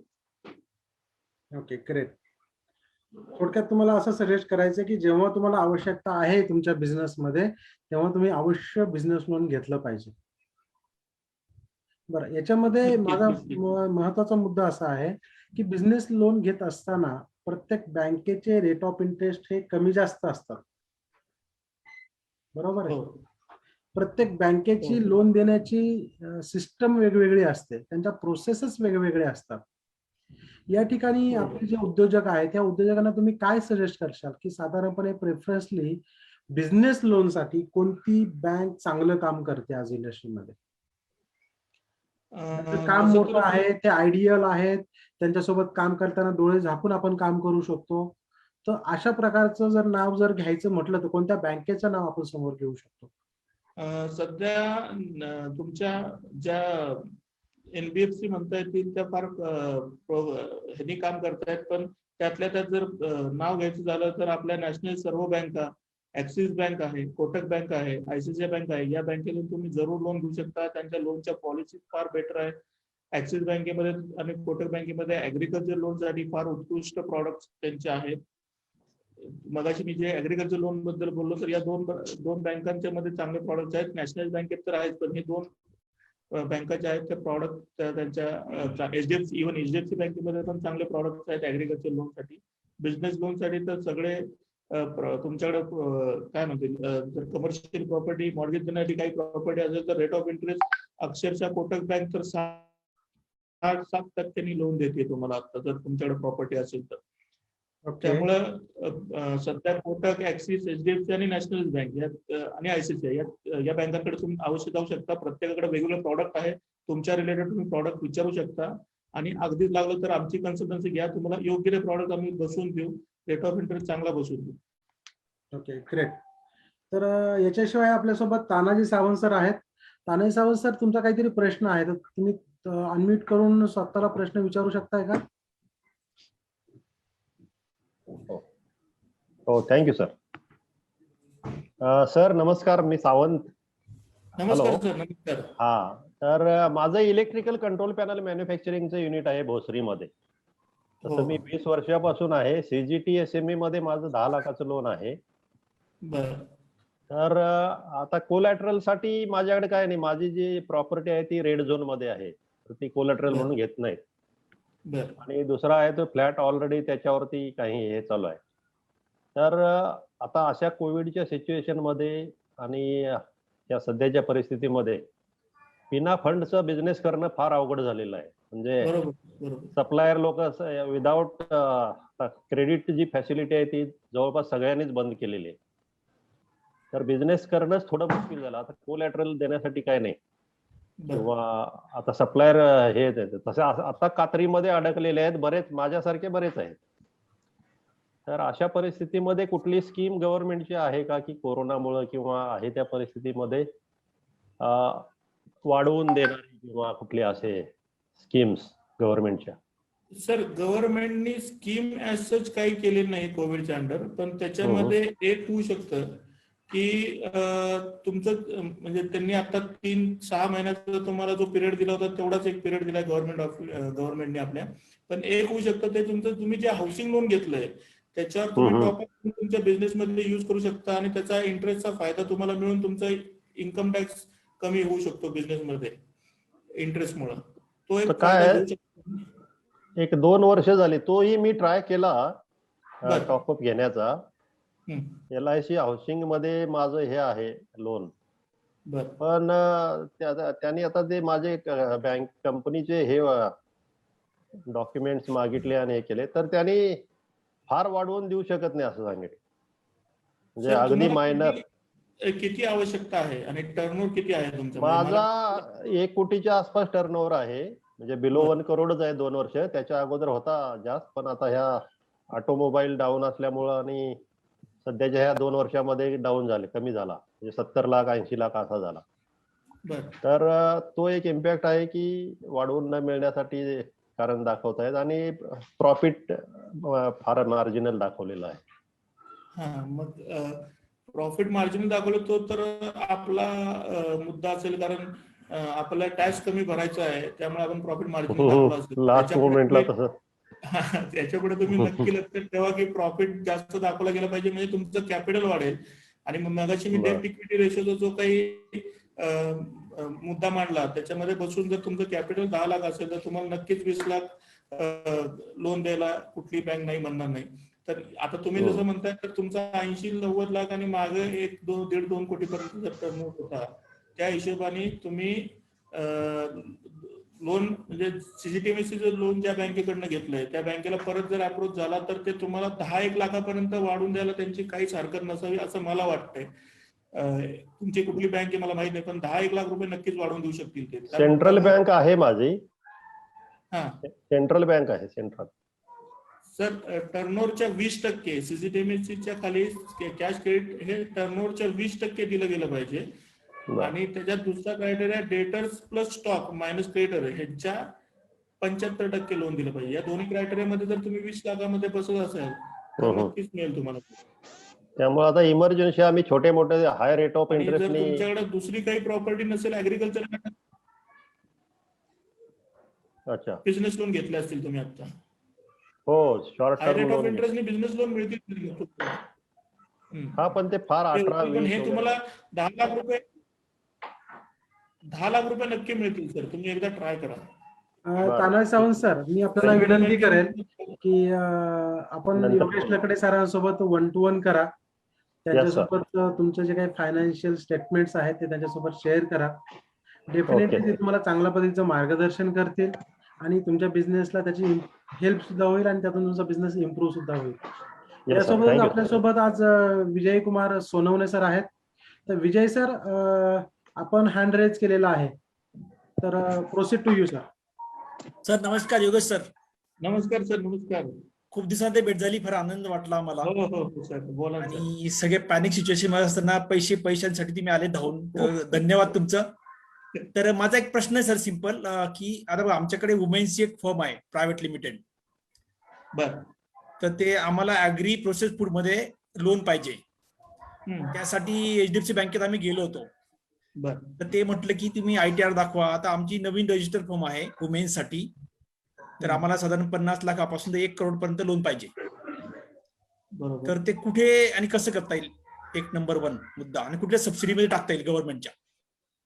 सर, तुम्ही आता कंपनी फॉर्म करून किती महिने झाले? जानला केली, 6 महिने झाले. बरं, 6 महिने झाले. म्हणजे तुमचं फायनान्शियल एक रिटर्न होऊ शकतो 20. नाही काय स्टार्टअप केली आणि काय झालं माहिती का, त्याच्या आधी एकाने सजेस्ट केलं की आम्ही लोन करू, पण ते काही झालं नाही. सेकंड सजेशन असं आलं की तुम्हाला प्रश्न आहे, FD करा, FD च्या मध्ये लोन घ्या. ऍक्च्युअली ते म्हटले 50 लाखाची FD करा, लोन घ्या, सबसिडी मिळेल. हे व्हॅलिड आहे का, हा एक प्रश्न. आता FD करा, FD च्या अगेन्स्ट लोन घ्या आणि सबसिडी. नाही, FD करण्यासाठी पैसे असते तर मग लोन पैसे कशाला घ्यायचं, हा मुद्दा. नाही, सबसिडीसाठी नाही, सबसिडी तशी मिळेल तुम्हाला सर. फक्त आता तुमच्या केसमध्ये आपण प्रोजेक्ट फायनान्स जो प्रकार आहे तो करू शकतो. एक प्रोजेक्ट रिपोर्ट बनवून 50 ते 60 लाखापर्यंत तुम्हाला नॅशनलाइज बँक म्हणा किंवा या ज्या तत्सम बाकीच्या बँका मी मगाशी नाव घेतलं त्या बँकेतून नक्की लोन मिळू शकेल, जरी तुमच्याकडे हे सिक्युरिटी नसली तरी सुद्धा. प्रोजेक्ट फायनान्स साधारण 2 कोटीपर्यंत अनसिक्युअर्ड CGTMSE खाली 100% मिळेल तुम्हाला. चालतं सर, ठीक आहे, okay, thank you very much sir. तुम्हाला कॉन्टॅक्ट करतो पर्सनली. थँक्यू विजयजी. आपल्यासोबत विक्रम वाडेकर आहेत. विक्रमजी, मी तुम्हाला विनंती करेल की तुमचा व्हिडिओ ऑन करा आणि व्हिडिओ ऑन करून आपण योगेश सरांना तुमच्याकडे जे काही शंका आहेत, प्रश्न आहेत, ते प्रश्न या ठिकाणी शेअर करा. नमस्कार सर. आता मी ट्रेडिंग मध्ये आहे. आमचं स्पेअर पार्ट ट्रेडिंग आहे. तर त्याच्यात आता लोन अगेन्स्ट प्रॉपर्टी जे तुम्ही म्हटलं त्याच्या अगेन्स्ट आता मला 65% दिलं होतं. तर ते वाढून मिळू शकतं का कुठल्या बँकेतनं?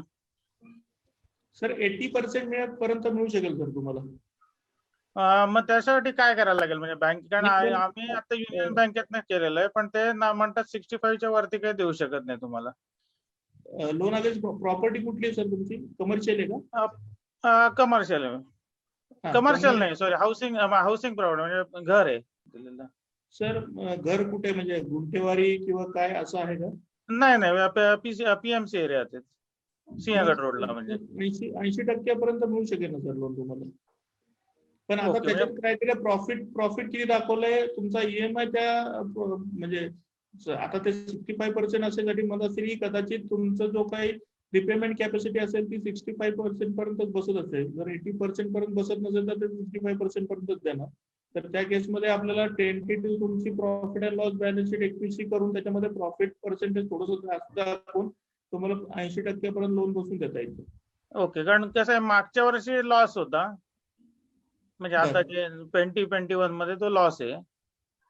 बरं, त्याच्या आधी प्रॉफिट होता. म्हणजे 2021 मध्ये लॉस म्हणजे टर्नओव्हर झालाच नाही का? हा, टर्नओव्हर कमी झालं त्यामुळे लॉस झाला. कारण 1.5-2 महिने बंदच होतं सगळं. तुम्हाला आता किती जरुरी आहे सर तसं? नाही म्हणजे जेवढं वाढून आम्हाला एक साधारण 20-1 लाखाची जरुरी आहे त्याची. म्हणजे आता 65% म्हणजे साधारणपणे 70 लाख त्यांनी दिलेलं आहे. 131 ची प्रॉपर्टी आहे म्हणजे व्हॅल्युएशन प्रमाणे. सर 20-21 ला थोडा प्रॉफिट दाखवू शकताल का तुम्ही? 20-21 ला अवघड आहे म्हणजे प्रॉफिट दाखवणं.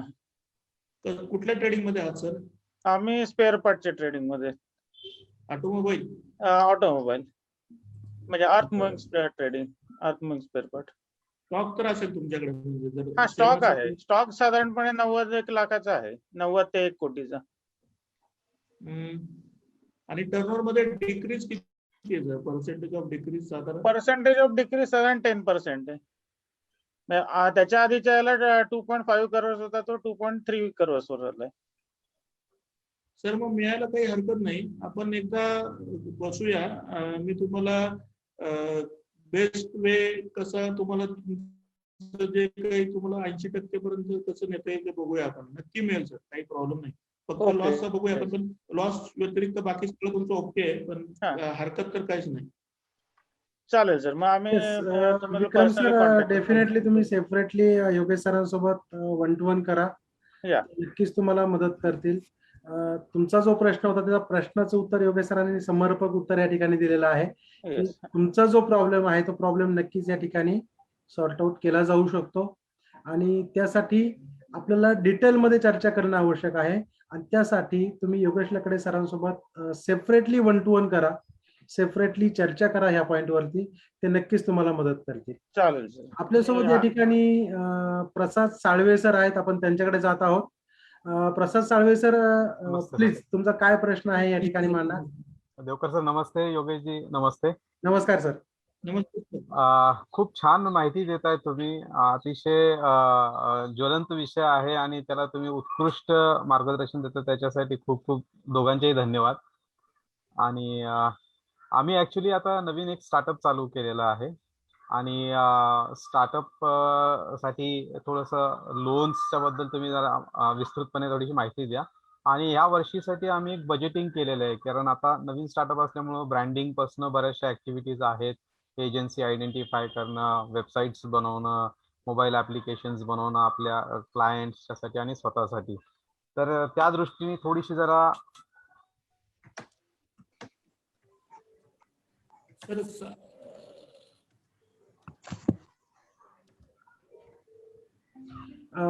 योगेश सर, प्रसाद सरांचा प्रश्न आहे की त्यांनी एक नवीन स्टार्टअप चालू केलेला आहे, आणि ह्या स्टार्टअपला सर प्रश्न दुसरा घ्या, कारण जर नेटचा इश्यू आलेला परत जॉईन होतील ते, तोपर्यंत दुसरा प्रश्न. प्रसाद सावळे सर, तुम्हाला आवाज येतोय किंवा तुम्ही आहात का लाईन वरती? मेन होईल योगेश लकडे सर, मी तुम्हाला विनंती करेल की तुमचा मोबाईल नंबर चॅट बॉक्स मध्ये टाका, जेणेकरून तुमच्यापर्यंत संपर्क साधणं आपल्या उद्योजकांना सहज शक्य होईल. Yes, thank you. तुम्ही चॅट बॉक्स मध्ये योगेश सरांनी त्यांचा नंबर चॅट बॉक्स मध्ये टाकलेला आहे, तो प्रत्येकाने नोट करा. आजचं सेशन संपल्यानंतर उद्या योगेश सर आपल्या सर्वांसाठी उपलब्ध असणार आहेत, आणि त्यांच्यासोबत आपण पर्सनली फोनवरती, झूम मीटिंग वरती किंवा त्यांच्या ऑफिसमध्ये 1-to-1 मध्ये आपण मीटिंग करून त्यांच्याकडून सल्ला घेऊ शकताय, आणि नक्कीच आपल्याला त्यातून हेल्प होणार आहे. तर याशिवाय Atul Joshi sir, I think तुम्ही हँड रेज केला होता. हो हो हो हो. येस, अतुल जोशी सर, तुमचा काय प्रश्न आहे?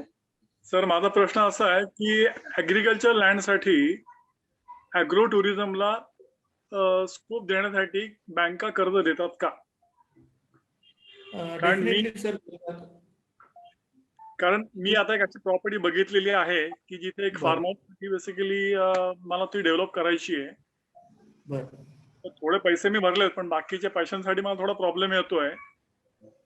तर सगळे लॅबचाच ऑप्शन पुढे करतायत. तर सर तुम्हाला ती ऍग्रिकल्चर लँड मॉर्गेज ठेवून तुम्हाला मिळेल ना सर? पण मग कोण देऊ शकतं असं? मॉर्गेज ठेवून कोण देऊ शकतं? नॅशनलाइज बँक किंवा प्रायव्हेट ज्या बँका आहेत, ऍक्सिस आणि कोटक, HDFC या बँका देतील तुम्हाला सर. पण फक्त त्यात एकच प्रॉब्लेम असेल की तुम्ही इन्कम टॅक्सच्या रिटर्न मध्ये इन्कम व्यवस्थित दाखवलेलं असलं पाहिजे.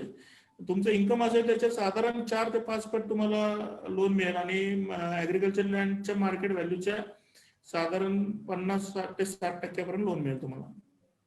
ओके ओके, म्हणजे ग्रामपंचायतीच्या हद्दीत असेल तरी पण त्या बँका लोन देतात. ऍग्रिकल्चर लँड म्हणल्यावर काही प्रश्न नाही, ग्रामपंचायतीच्या हद्दीत असू दे नाहीतर कुठेही असू दे तर काही प्रश्न येणार नाही. अगेन्स्ट ऍग्रिकल्चर लँड आणि आपण तो प्रोजेक्ट दाखवताना रिलेटेड टू ऍग्रिकल्चर दाखवल्यावर रेट ऑफ इंटरेस्ट पण थोडाफार कमी बसेल आपल्याला. ओके ओके ओके, तुम्ही करून देऊ शकाल सर हे? Yes sir, yes sir, yes definitely. Yes, Atul Joshi सरांचा प्रश्न होता की ऍग्री टुरिझमचा प्रोजेक्ट जर करायचा असेल तर त्यासाठी आपल्याला फायनान्शियल सपोर्ट मिळतो का? तर याचं योगेश लकडे सरांनी उत्तर दिलेलं आहे. यस, नक्की ऍग्रिकल्चर टुरिझम प्रोजेक्ट साठी आपल्याला फायनान्शियल सपोर्ट होतो. बँका त्याला कर्ज देतात आणि त्या कर्जाच्या अगेन्स्टमध्ये आपण आपल्या प्रोजेक्टची डेव्हलपमेंट चांगल्या पद्धतीने करू शकतो. येस, अतुल सर, मी आपल्याला विनंती करेल की योगेश सरांनी त्यांचा नंबर ऑलरेडी शेअर केलेला आहे, तर आपण उद्या त्यांच्याकडून उद्या किंवा सोमवारी जसं तुम्हाला कन्व्हिनियंट आहे तशा पद्धतीने तुम्ही त्यांच्याशी डायरेक्टली संपर्क साधा, डिटेल प्रोजेक्ट त्यांच्यासोबत शेअर करा. नक्कीच योगेश लकडे सरांकडून तुम्हाला याची मदत होईल. Thank you sir, thank you very much. याशिवाय अजून कोणाचा प्रश्न आहे का इथे? भाग्यश्री वागज मॅडम, तुम्ही काहीतरी मगाशी हँड रेज केला होता. Bhagyashree madam. Hello. Yes madam. हा, नमस्कार सर. माझी नमस्कार. सर्व्हिस फर्म आहे भाग्यलक्ष्मी एंटरप्राइजेस. ओके. तर माझा 20 लाखापर्यंत टर्नओव्हर आहे. 20 लाखापर्यंत? हो. आणि माझं टॅक्सेशन मध्ये जरा प्रॉब्लेम आहे, कारण घरामध्ये 2 कोविड पेशंट आणि मिस्टरांचा ऍक्सिडेंट झाल्यामुळं जीएसटीचे पैसे वापरले गेलेत. ओके. जीएसटी भरला नाही गेला गेल्या वर्षीचा. आणि आता बिझनेस आलाय, ऑर्डर भरपूर बुकिंग झाले. कन्स्ट्रक्शन साइट मध्ये बिझनेस आहे आमचा, बिफोर पोजेशन फ्लॅट्स क्लिनिंगचा. ओके. तर आता मला पुढं मग ते जीएसटी क्लिअर करण्यासाठी मला जर लोन घ्यायचं तर मला ते डॉक्युमेंटेशन पहिले क्लिअर करायला लागतील. बरोबर. त्यामुळे मला प्रॉब्लेम येतोय. मग ते त्याच्यामध्ये काय सोल्युशन आहे का? याच्यामध्ये डीप क्लिनिंगचा बिझनेस आहे तुमचा ना, कन्स्ट्रक्शन मध्ये? हो, डीप क्लिनिंग. हो, क्लिनिंग सर्व्हिसेस. म्हणजे इन सर्व्हिस मध्ये तुम्ही आहात? सर्व्हिस मध्ये. हो हो. योगेश सर, मॅडमचा प्रश्न असा आहे की मॅडम सर्व्हिस इंडस्ट्रीमध्ये आहेत, डीप क्लिनिंग मध्ये त्यांचा बिझनेस आहे आणि काही कारणास्तव त्यांच्या फॅमिली मधले प्रॉब्लेम्स आहेत, काही इमर्जन्सी ऍक्टिव्हिटीज आहेत. त्या ऍक्टिव्हिटीजमुळे पाठीमागच्या वर्षातलं टॅक्सेशनचा कंप्लायन्स त्यांच्याकडनं झालेला नाहीये आणि अशा परिस्थितीमध्ये त्यांच्याकडे बिझनेस ऑपॉर्च्युनिटीज आहेत आणि या बिझनेस ऑपॉर्च्युनिटीज फुलफिल करण्यासाठी त्यांना फायनान्सची गरज आहे. तर यांना अशा प्रकारचं फायनान्स कशा पद्धतीने ह्या परिस्थितीमध्ये अवेलेबल होऊ शकतो, याविषयी आपण काय मार्गदर्शन करशाल? मॅडम, याच्यामध्ये मी तुम्हाला एक सांगतो की साधारण तुम्हाला फायनान्स किती लागणार आहे ही महत्वाची गोष्ट. 3 लाखापर्यंत आहे सर माझं, कारण माझा तेवढाच झाला. 18 लाख वगैरे. 3 लाखापर्यंत असेल आणि तुमच्याकडे जर खरंच परचेस ऑर्डर असतील किंवा वर्क ऑर्डर म्हणू आपण, तर तुम्ही पर्सनल लोन आपण करू शकतो तुम्हाला. पर्सनल लोनचा थोडा रेट ऑफ इंटरेस्ट आहे, पण पर्सनल लोन तुम्हाला होऊन जाईल, काही प्रॉब्लेम काही येणार. 3 लाखापर्यंत नक्कीच होईल.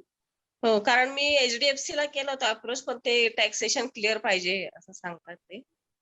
आणि माझं होम लोन पण आहे, मग मला ते टॉपअप पण घेता येईल त्याच्यावर. नाही, एचडीएफसी मध्ये जाण्यापेक्षा आपण आता सध्या कॉपरेटिव्ह बँकेतून करूया 2-3 लाख रुपयाचं. आणि एकदा तुमचा तो प्रॉब्लेम सॉल्व्ह झाला जीएसटी का, मी एचडीएफसी तुम्हाला मागे लोन देऊ शकतो तुम्हाला, तसं काही प्रॉब्लेम नाही. हो हो, कारण मला ते टॉपअप पण घेता येणार त्याच्यामुळं मला मिळतंय ते पण, कारण डॉक्युमेंटेशन व्यवस्थित नाही त्यामुळे टॉपअप मिळत नाही. माझ्या प्रॉपर्टीची व्हॅल्यू 50 लाख आहे आणि 31 लाख माझं लोन आहे फ्लॅटवर. भाग्यश्री मॅडम, या ठिकाणी योगेश सरांनी आपल्याला असं सजेशन दिलेलं आहे की जो काही आताचा तुमचा सिनियर आहे, जो काही पेन एरिया आहे, आताचा पेन टाइम आहे तुमच्याकडे, बरोबर आहे? ह्या पेन टाइम मध्ये साधारणपणे तुम्हाला 3 ते 4 लाखापर्यंतचा सपोर्ट आवश्यक आहे. सपोर्ट साठी आपल्याला नॅशनलाइज बँक किंवा एचडीएफसी बँक इथे खूप जास्त कंप्लायन्स असतो. या ठिकाणी प्रोसेस करण्यापेक्षा आपण कोऑपरेटिव्ह बँकेकडे जाऊयात आणि कोऑपरेटिव्ह बँकेतनं आपल्याला पर्सनल लोन, जे काही तुमच्याकडे आता वर्क ऑर्डर्स आहेत बिझनेस ऑपॉर्च्युनिटी आहे, त्या बिझनेस ऑपॉर्च्युनिटीच्या बेसिसवरती आपल्याला एवढा फायनान्शियल सपोर्ट नक्की होऊ शकतो आणि या ठिकाणी योगेश लकडे सर आपल्याला मदत करते. Okay sir. Okay okay sir. Yogesh सरांनी त्यांचा नंबर चॅट बॉक्स मध्ये दिलेला आहे, तर तुम्ही त्यांच्याशी 1-to-1 मध्ये याच्यावरती डिटेलिंग मध्ये डिस्कस करा. नक्कीच तुम्हाला यातून सपोर्ट होईल. चालेल चालेल. Okay, thank you sir. आपल्यासोबत परत सावळे सर आलेले आहेत. तर सावळे सर प्लीज तुमचा व्हिडिओ ऑन करा आणि तुमचा प्रश्न परत एकदा सांगा. तो प्रश्न मिस झालेला आहे. हो, सॉरी, मध्ये काहीतरी डिस्टर्बन्स आला आणि सडनली बंद झालं. तर प्रश्न असा होता माझा की नवीन स्टार्टअप आहे, तर स्टार्टअपसाठी आता सगळं ओन कॉन्ट्रीब्युशन करून आम्ही ऍक्टिव्हिटी चालू केलेली आहे. तर नवीन स्टार्टअपसाठी 2 काही ऑप्शन्स माझ्या समोर येतात. एक तर इन्क्युबेशन सेंटरमध्ये तिथे एनरोल करून सुद्धा फंडिंग मिळतं. ती गोष्ट जास्त योग्य राहील का असं आपण डायरेक्टली बँके थ्रू जर गेलो तर ती गोष्ट योग्य राहील? कारण आता बऱ्याचशा ज्या गोष्टी आहेत, ब्रँडिंग करायचंय, त्याच्यानंतर वेबसाईट डेव्हलप करायचे, मोबाईल ऍप्लिकेशन डेव्हलप करायचे आहेत, प्रमोशनल मार्केटिंग ऍक्टिव्हिटी करायची, तर या संदर्भात जरा मार्गदर्शन झालं तर उत्तम राहील. सर आपला बिझनेस म्हणजे बिझनेस कशात आहे, तुम्ही कशात काम करता? ऑटोमोबाईलची जी मल्टी ब्रँड वर्कशॉप्स आहेत त्याची फ्रँचायझी आम्ही देऊ इच्छितो, 2 व्हीलर वर्कशॉप साठीची. पॅन इंडिया तुम्ही 2 व्हीलर मॅन्युफॅक्चरिंग? नाही, 2 व्हीलर जे रिपेअर्स जे वर्कशॉप्स आहेत आता सगळे अनऑर्गनाइज्ड आहेत, तर त्यांना ऑर्गनाइज्ड सेटअप्स मध्ये आणण्यासाठी जे काही ॲस्पायरिंग एंटरप्रेनर्स आहेत तर त्यांना आम्ही मदत करून फ्रँचायझी जी आहे ती द्यायची. जशी मॅकडॉनल्डची फ्रँचायझी असती, पिझ्झा हटची फ्रँचायझी असती, तर या संदर्भामध्ये 2 व्हीलर्सच्या साठी सुद्धा फ्रँचायझी द्यायची, जसं महिंद्रा फर्स्ट चॉईस आहे, अशा रिलेटेड. ओके सर, तुमची प्रायव्हेट लिमिटेड कंपनी? हो, प्रायव्हेट लिमिटेड केलेली आहे. तर म्हणजे आता ही तुमची युनिक आयडी आहे, तुम्ही स्टार्टअपच्या अंडर रजिस्टर केली? नाही, अजून नाही केली. बरं, आता मी म्हणजे फायनान्स बँकेकडनं घेण्यापेक्षा तुम्हाला एक सजेस्ट करेल की SME IPO ला आपण जाऊ शकतो. SME IPO 25 कोटी पर्यंत, 1 कोटीपासून 25 कोटी पर्यंत तुम्ही IPO करू शकता आणि तो फुल्ली सबस्क्राईब पण होऊ शकतो. म्हणजे आता या केसमध्ये जे काही मर्चंट बँकर्स असतात त्यांच्याकडे इन्व्हेस्टर असतात आणि ते इन्व्हेस्टरच, म्हणजे हे काही आता जसा झोमॅटोचा IPO आला तसं काही नसतं. हे स्मॉल स्केल आणि मिडियम स्केल साठी NSE आणि BSE काढलेलं आहे की स्टार्टअप ज्याचं युनिक आयडिया आहे त्यांच्यासाठी आणि जे खरंच 3 वर्ष झालेत काही कंपन्यांना आणि त्यांना खरंच चांगला ग्रोथ आहे त्यांच्यासाठी 1 कोटी ते 25 कोटी पर्यंत SME IPO होऊ शकतो. जर तुमची आयडिया युनिक आहे, त्याच्यात प्रॉफिट दिसत असेल तर इन्व्हेस्टर नक्कीच इन्व्हेस्ट करतील. तुम्हाला कमी रेट ऑफ इंटरेस्ट मध्ये म्हणण्यापेक्षा, लो रेट ऑफ म्हणण्यापेक्षा नो इंटरेस्ट मध्ये तुम्हाला ती फायनान्स मिळून जाईल. तुमची अपेक्षा 1-2 कोटी असेल तर 1-2 कोटी पर्यंत पण SME IPO आपल्याला करता येतो. ओके, मग या बाबतीत तुम्हाला एकदा प्रत्यक्ष भेटतो आणि जरा 1-to-1 तुम्ही गाईड करा मग त्या बाबतीमध्ये. प्रसाद सर, योगेश सरांनी जो ऑप्शन दिलेला आहे ना, खूप चांगला ऑप्शन आहे. अच्छा, म्हणजे लोनला पर्यायी व्यवस्था आहे. म्हणजे आपल्याकडे आयडिया आहे, बिझनेस ऑपॉर्च्युनिटी आहे, ओके, याचं भविष्य चांगलं आहे. ज्यावेळेस या सगळ्या गोष्टी एकत्र मिळून येतात ना सर, त्यावेळेस इन्व्हेस्टर पैसा घेऊन बसलेले आहेत. बरोबर आहे. नवनाथ सर परवा तुमच्याशी कात्रावाद साहेब बोलले, तुम्ही त्यांच्याशी बराच वेळ बोललात, वेळ दिला, धन्यवाद त्याबद्दल. Yes sir, yes sir, yes sir. ते आणि आम्ही दोघं पार्टनर आहोत. हो हो, आपलं झाली यापूर्वी चर्चा सर. चालेल, तर नक्कीच तुम्हाला एक SME IPO हा जो ऑप्शन आहे ना, हा ऑप्शन एक एक्सलंट ऑप्शन होऊ शकतो. Okay sir. त्याच्यासाठी थोड्याशा प्रोसेसेस आहेत, त्या प्रोसेसेस समजून घ्याव्या लागतील आणि त्या प्रोसेस मधनं जर तुम्ही एकदा गेलात, तो एक ऑप्शन आहे. दुसरं ऑप्शन आहे स्टार्टअप मध्ये रजिस्ट्रेशन करणं. स्टार्टअप मध्ये सुद्धा आपलं रजिस्ट्रेशन होऊ शकतं आणि स्टार्टअपचे जे बेनिफिट्स आहेत ते बेनिफिट सुद्धा आपल्याला त्या ठिकाणी नक्कीच घेता येतील. चांगले बेनिफिट स्टार्टअप साठी आहेत. तुमच्याकडे युनिक आयडिया आहे आणि ह्या युनिक आयडियाचा वापर करून तुम्ही तुमचा बिझनेस तर नक्कीच ग्रो करू शकता, पण डेफिनेटली इंडस्ट्रीमध्ये सुद्धा एक चांगला बदल घडवून आणण्यासाठी त्याची मदत होणार आहे. सो थँक्यू, तुम्ही चांगल्या पद्धतीचं शेअरिंग केलं आणि या शेअरिंगचा नक्की तुम्हाला फायदा होईल. नक्कीच सर. तर योगेश लकडे सर आपल्यासाठी अवेलेबल होतील सोमवार नंतर.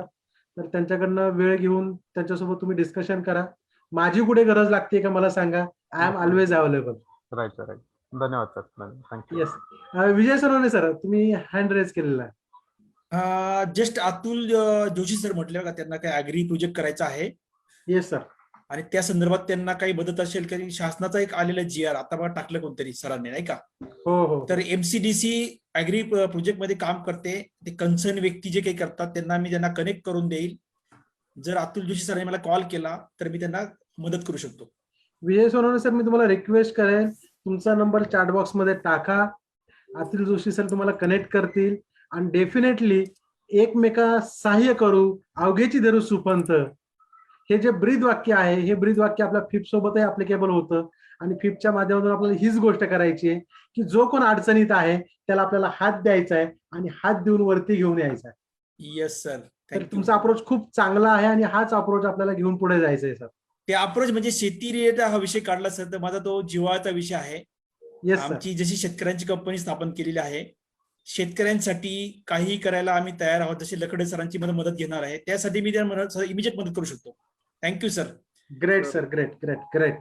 तर मी इथं एक अजून ऍडिशन करतो की सध्या गव्हर्नमेंट ऑफ इंडियाची स्फूर्ती म्हणून एक स्कीम आलेली आहे ऍग्रिकल्चर जे काही कंपन्या आहेत त्यांच्यासाठी.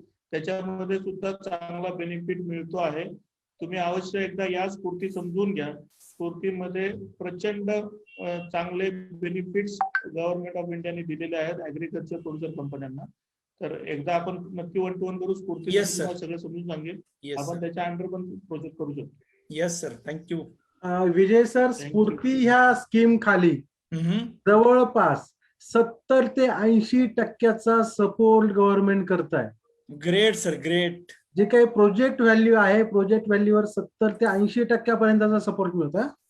Great sir. आणि हा सपोर्ट छोटा नाहीये, मोठा आहे.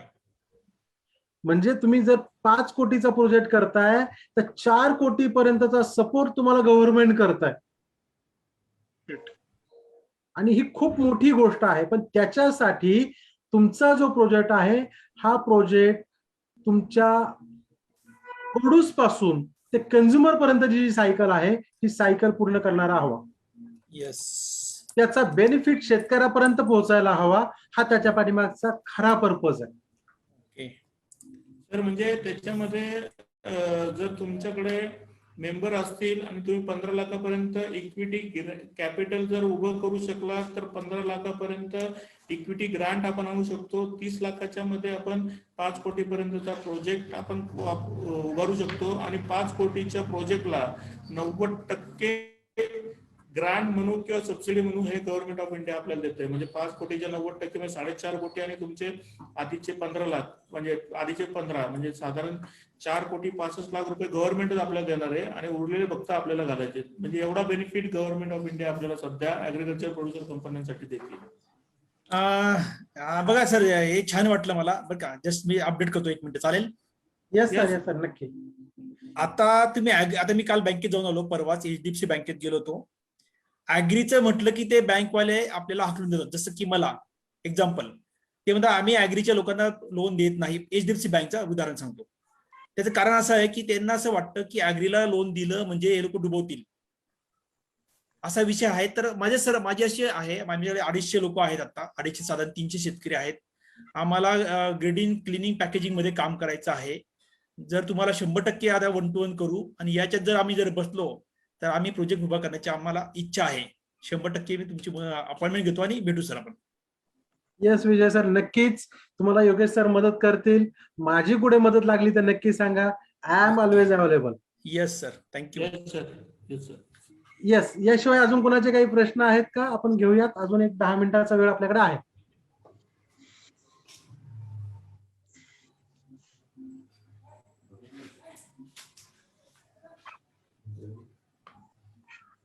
कुणाकडे अजून काही प्रश्न जर असतील तर आपण त्या प्रश्नांकडे जाऊया.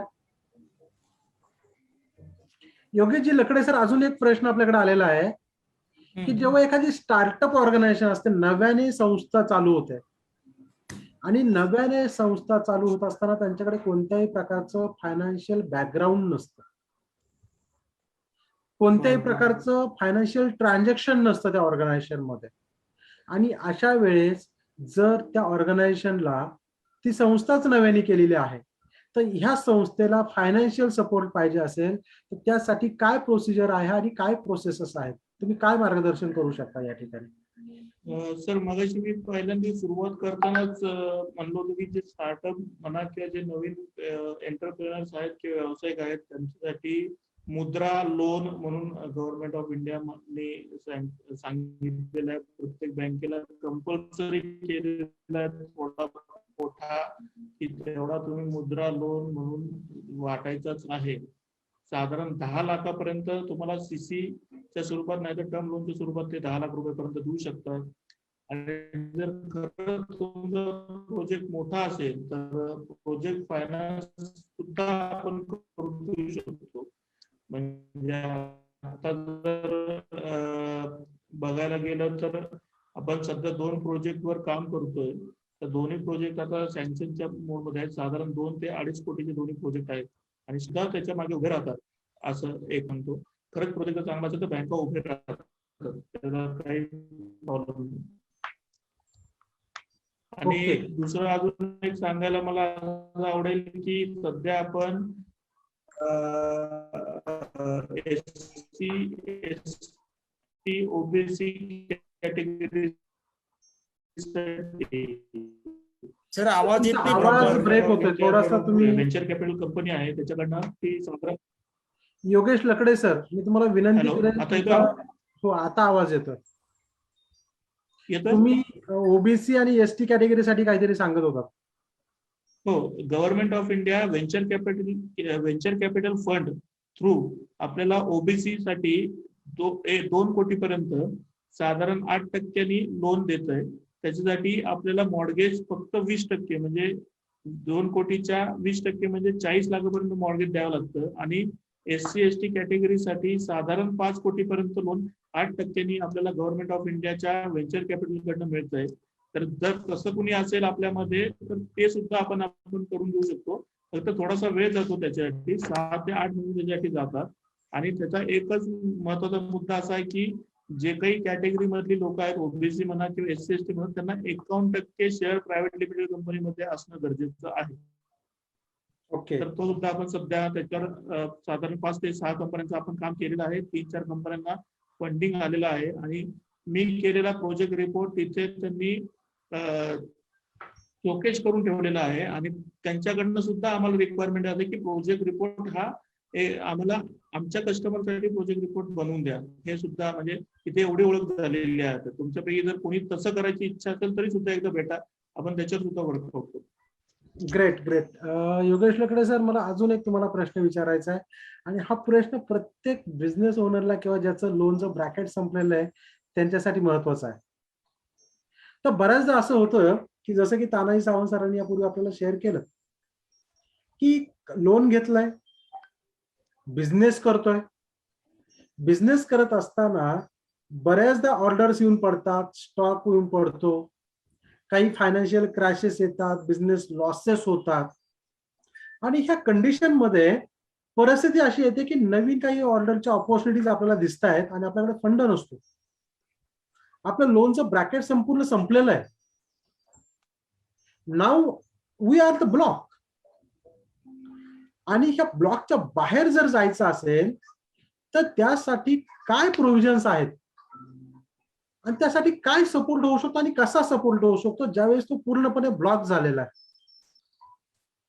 तर खरंच जर एखाद्या एंटरप्रेन्योरकडे व्यवसायाकडे खरंच बिझनेस समोर आहे, त्याच्याकडे पीओज आहेत, वर्क ऑर्डर्स आहेत, तर या केसमध्ये आपण त्याला एखादा प्रायव्हेट इन्व्हेस्टर देऊ शकतो. आमच्याकडे प्रायव्हेट इन्व्हेस्टर आहेत, ते बिझनेसमध्ये इन्व्हेस्ट करायला रेडी असतात. आणि आपण प्रायव्हेट इन्व्हेस्टर देऊ, तो कदाचित 1 वर्षासाठी, 2 वर्षासाठी, 3 वर्षासाठी तो टाइम ठरवून घेऊ आणि त्याला त्याचा मोबदला देऊन आपण आपल्या बिझनेसमधनं जेव्हा आपल्याला असं वाटेल की आता आपल्याला त्यांची गरज नाही आहे तेव्हा आपण त्यांना बाहेर काढू शकतो. असं पण आपण करू शकतो. तर तसंही कोणाचा प्रॉब्लेम असेल तर नक्कीच मला सांगा, कारण आपल्याकडे कॅश बिझनेसला सुद्धा आणि क्रेडिट बिझनेसला सुद्धा इन्व्हेस्टमेंट करणारी लोक आहेत अवेलेबल आहेत. समोरासमोर आपण तुम्हाला बसवून देऊ आणि terms and conditions करून घेऊन तुमचं जे काही नुकसान होणार आहे, म्हणजे जे मिळणारे ऑर्डर्स नाही मिळणार त्याच्यावरून आपण. तुमचा आवाज सर अडकत येतोय. थोडासा सर आवाजाला काहीतरी करा ना, आवाज अडकत येतो.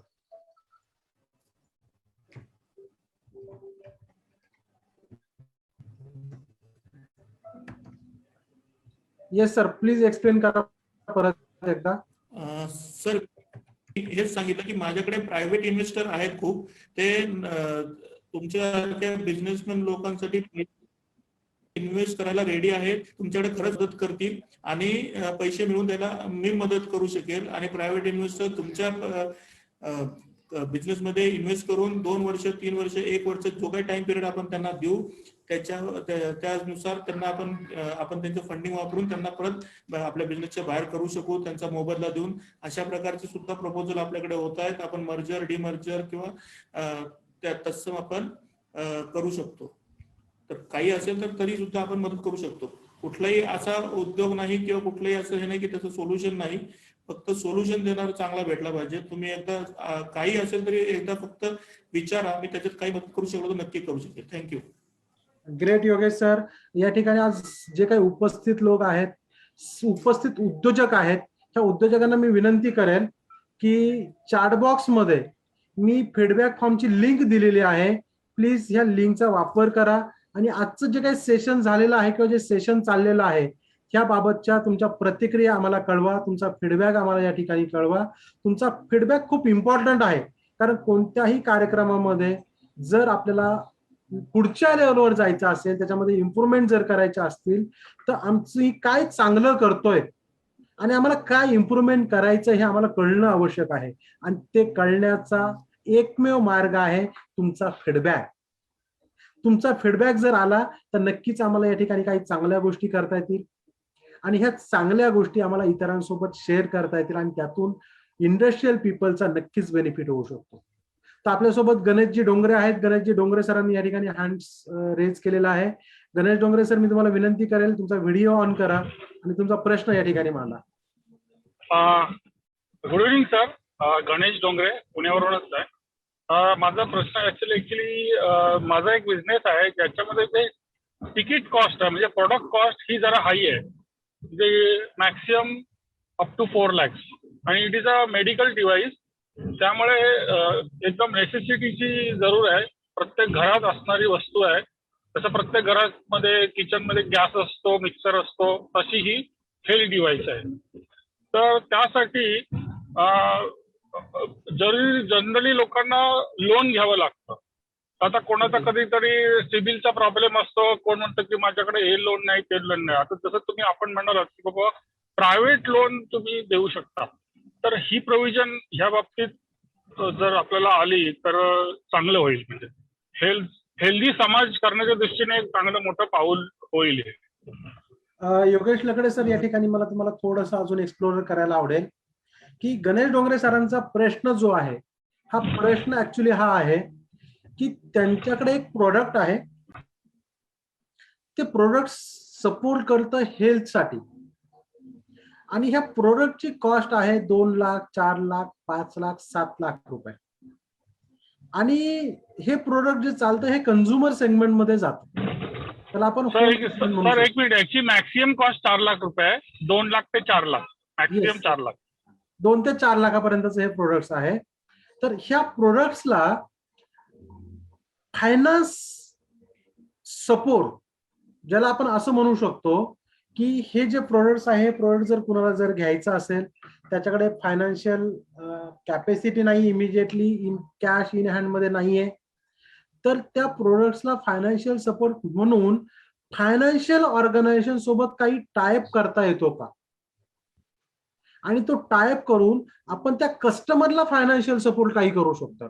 इथे स्टोरी वेगळी. यांना बिझनेस लोन नकोय, यांना पैसा नकोय, यांच्याकडे प्रोडक्ट आहे आणि हे प्रोडक्ट यांना सेल करायचंय. उदाहरणार्थ मला हे प्रोडक्ट सेल करायचंय त्यांना, पण माझ्या पॉकेटमध्ये पैसा नाहीये, 3 लाख रुपये माझ्याकडे नाहीयेत. मग त्यावेळेस आणि मला प्रोडक्ट तर घ्यायचं आहे, पण त्यासाठी प्रोडक्ट फायनान्स तो अवेलेबल होण्यासाठी काही जॉईंट व्हेंचर किंवा काही कॉलॅबरेशन्स ज्या फायनान्शियल इन्स्टिट्यूट आहेत तर त्यांच्यासोबत आपल्याला करता येईल का, हा त्यांचा प्रश्न आहे. आणि करता येत असेल तर कसा. सर पण त्यांनी एक महत्वाचा मुद्दा उपस्थित केला की सिबिल खराब असतं. तर आता सिबिल खराब असेल तर आपण पण त्यांना ते प्रॉडक्ट विकणं कितपत योग्य आहे हे बघावं लागेल. पण बाकीचं सिबिल हा विषय सोडला तर माझं मत असं आहे की त्यांचं टायप आपण बजाज फायनान्स आणि इंडसइंड बँक या 2 बँकांबरोबर आपण त्यांचं करून देऊ शकतो प्रॉडक्ट फायनान्स मध्ये. जर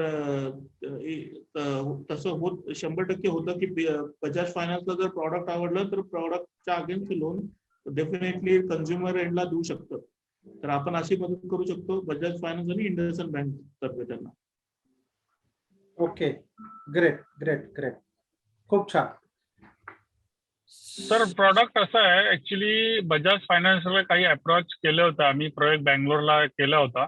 पण काही वेळेला असं होतं की बाबा त्या माणसाचं सिबिल वगैरे किंवा काही गोष्टी असं वाटतं. गणेश डोंगरे सर मी थोडस तुम्हाला इंटरप्ट करतोय की लोन साठीच्या काही प्रोसेस असतात आणि प्रोसिजर्स असतात, तर ह्या तुम्हाला समजून घेणं जास्त इम्पॉर्टंट आहे असं मला वाटतं. आणि योगेश लकडे सर त्याच्यासाठी आपल्या सोबत आहेत, आणि योगेश लकडे सर तुम्हाला नक्की ह्या गोष्टीवरती 100% मार्गदर्शन करतील.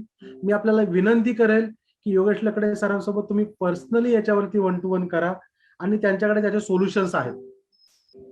तर पर्सनली 1 to 1 करून तुम्ही सोमवारनंतर त्यांच्याकडून वेळ घ्या. त्यांचा नंबर चॅट बॉक्स मध्ये दिलेला आहे. जर कुणाकडे नंबरसाठी काही चॅलेंज असेल तर तुम्ही माझ्याशी डायरेक्टली कॉन्टॅक्ट करू शकताय. मी तुम्हाला त्यांचा नंबर शेअर करेल, त्याचा ईमेल आयडी शेअर करेल. त्यांच्यासोबत मीटिंग अटेंड करायची, मीटिंग आपण अरेंज करू. There is no any hurdle. त्यामुळे डिटेल मध्ये डिस्कशन तुम्ही 1 to 1 मध्ये केलं तर ते जास्त प्रोडक्टिव्ह होईल सर. छान छान छान, बेस्ट, ग्रेट. याशिवाय अशोक बुटे सर तुम्ही आय थिंक आता हँड रेज केला होता. नाही, हँड रेज नव्हता केला, पण ऍक्च्युली माझंही एक माइंड मध्ये असा कुठेतरी एक बॅक एंडला चालू आहे की farmer to back to back, जे फार्मर पासून कस्टमर आणि कस्टमर टू फार्मर असं जर आपल्याला काही करायचं असेल तर आपल्याला मिनिमम आणि मिनिमम रिक्वायरमेंट काय असू शकते. ते काही प्रोडक्ट आहेत तसे की रॉ मध्ये आपण परचेस करणार आहे, सॅग्रिगेशन, लेबलिंग आणि मार्केटमध्ये सेल. अशा केसमध्ये आपल्याला काय आणि कसा हे होऊ शकतो, हेल्प होऊ शकतो. तर या केसमध्ये तुम्हाला ऍग्रिकल्चर प्रोड्युसर कंपनी काढून बऱ्यापैकी आपण सबसिडी किंवा ग्रांट आणून देऊ शकतो, तशी हेल्प होऊ शकेल. पण तुम्हाला मेंबर जास्त करावे लागतात, साधारण मिनिमम 300 मेंबर तरी करावे लागतात. 300? हो, 300 मेंबर लागतात. अच्छा. आणि मेंबर हा जो आहे, मेंबर तो शेतकरीच असला पाहिजे आणि त्याच्याकडं त्याचा सातबारा असणं गरजेचं. सातबारा असला पाहिजे. येस, बरोबर. सातबाऱ्याशिवाय तो मेंबर होऊ शकत नाही. 100%. ओके. त्याच्याकडे सातबारा जरी नसला त्याच्या स्वतःच्या नावाचा, पण त्याच्या वडिलांचा, त्याच्या आईचा, त्याच्या सासऱ्यांचा, त्याच्या सासूच्या नावाने जरी सातबारा असेल तरी फार्मर प्रोड्युसर मध्ये तुम्हाला मेंबर होता येतं. थोडक्यात वडील जर शेतकरी असेल तर मुलगा हा शेतकरीच असतो, आणि त्यासाठी तहसीलदार कार्यालयातून शेतकरी असल्याचा दाखला मिळतो. तो दाखला आपल्याला घ्यावा लागतो. किंवा काही केसेसमध्ये अशी पण सिच्युएशन असते की त्याचे वडीलही शेतकरी नाहीयेत, त्याची आई पण शेतकरी नाही, त्याचे सासू सासरे पण शेतकरी नाहीयेत, पण तो मजूर आहे, शेतीमध्ये काम करतोय, पण त्याच्याकडे शेती नाहीये. अशा परिस्थितीमध्ये सुद्धा ती व्यक्ती त्या कंपनीची मेंबर बनू शकते. त्याच्यासाठी सुद्धा प्रोसिजर अशीच आहे की त्याने तहसीलदार कार्यालयामध्ये अर्ज करावा आणि त्यांच्याकडून शेतकरी असल्याचा दाखला घ्यावा. ओके. अशा सिनेरिओ मध्ये सुद्धा तुम्हाला शेतकरी कंपनीचा मेंबर होता येतं. सर धन्यवाद. तर आपण सर्वजण आजच्या या सेशन मध्ये आलेला आहात. तर मला वाटतं कोणाचा काही प्रश्न या ठिकाणी नसेल, आणि जरी कोणाकडे अजूनही काही प्रश्न जर असेल तर योगेश लकडे सरांसोबत 1-to-1 मध्ये ते नक्कीच पुढील आठवड्यामध्ये आपल्याला वेळ देतील. शेवटी एकमेकाला मदत करणं हाच आपला सर्वांचा या ठिकाणी मोठो आहे, हाच आपला उद्देश आहे. एकमेकाला मदत करून त्याला पुढच्या लेवलवरती कशा पद्धतीने ग्रो करता येईल ही आपली संकल्पना आहे, ही आपली चळवळ आहे. Federation of Indian industries and professionals ह्या ऑर्गनायझेशनच्या माध्यमातून आपण व्यावसायिकांना त्यांच्या वाढीसाठी, त्यांच्या वृद्धीसाठी ज्या ज्या एक्सपर्टची गरज लागते त्या त्या एक्सपर्ट पर्यंत घेऊन जातो. त्याच्या बिझनेसेस मध्ये घुसून त्यांचे प्रॉब्लेम आयडेंटिफाय करण्यासाठी मदत करतो, आणि नक्कीच ह्या सगळ्या गोष्टी केल्यानंतर त्याचा बिझनेस ग्रो होतो. ह्या प्लॅटफॉर्मवरती आल्यानंतर लोक एकमेकाला भेटतात, त्यांच्यातले रिलेशनशिप डेव्हलप होतात, त्यांच्यातल्या बॉन्डिंग्स वाढतात, मैत्री होते, आणि एका मैत्रीतून व्यावसायिकतेकडे वाटचाल करत असताना खूप मोठी हेल्प होते. मग ह्या ठिकाणी फनचे प्रोग्राम होतात, एन्जॉयमेंट आहे, बिझनेस मीट्स आहेत. प्रत्येक आठवड्याला आपल्याकडे बिझनेस मीट होत राहत असतात. ऑगस्ट 2021 मध्ये आपण एक मोठा बिझनेस कॉन्क्लेव्ह करतो. या बिझनेस कॉन्क्लेव्ह मध्ये 500 पेक्षा अधिक व्यावसायिक याच्यामध्ये सहभाग नोंदवणार आहेत, आणि हे 500 व्यावसायिक एका प्लॅटफॉर्मवरती येऊन एकमेकांसोबत ओळख करून घेणार आहेत. हे 500 व्यावसायिक एकमेकाचे बिझनेस समजून घेणार आहेत, आणि आपल्या सर्व्हिसेस, आपल्या प्रोडक्ट्स एकमेकाला कशा पद्धतीने बेनिफिट ठरू शकतात, आपल्या प्रोडक्टच्या माध्यमातून, आपल्या सर्व्हिसच्या माध्यमातून आपण एखाद्या बिझनेस मधला पेन एरिया कसा कमी करू शकतो, त्याला पेन पासून कशा पद्धतीने रिलीफ देऊ शकतो, यासाठी हा बिझनेस कॉन्क्लेव्ह असणार आहे. ह्या बिझनेस कॉन्क्लेव्ह मध्ये ब्युटी अशी आहे की प्रत्येक बिझनेस ओनरला नवीन बिझनेस ओनर सोबत बोलण्याची संधी मिळणार आहे, त्याच्यासोबत मीटिंग करण्याची संधी मिळणार आहे, आपले प्रोडक्ट त्याला समजून सांगण्याची संधी मिळणार आहे.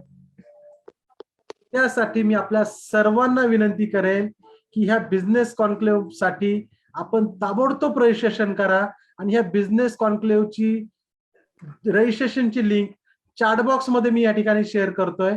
तर ह्या लिंकचा वापर करून आपण आजच ह्या बिझनेस कॉन्क्लेव्ह साठी रजिस्ट्रेशन करा, आणि आपला सहभाग नोंदवून आपला स्वतःचा बिझनेस वाढवण्यासाठी फिपच्या माध्यमातून मदत करण्याचं आश्वासन मी या ठिकाणी आपल्याला देतो.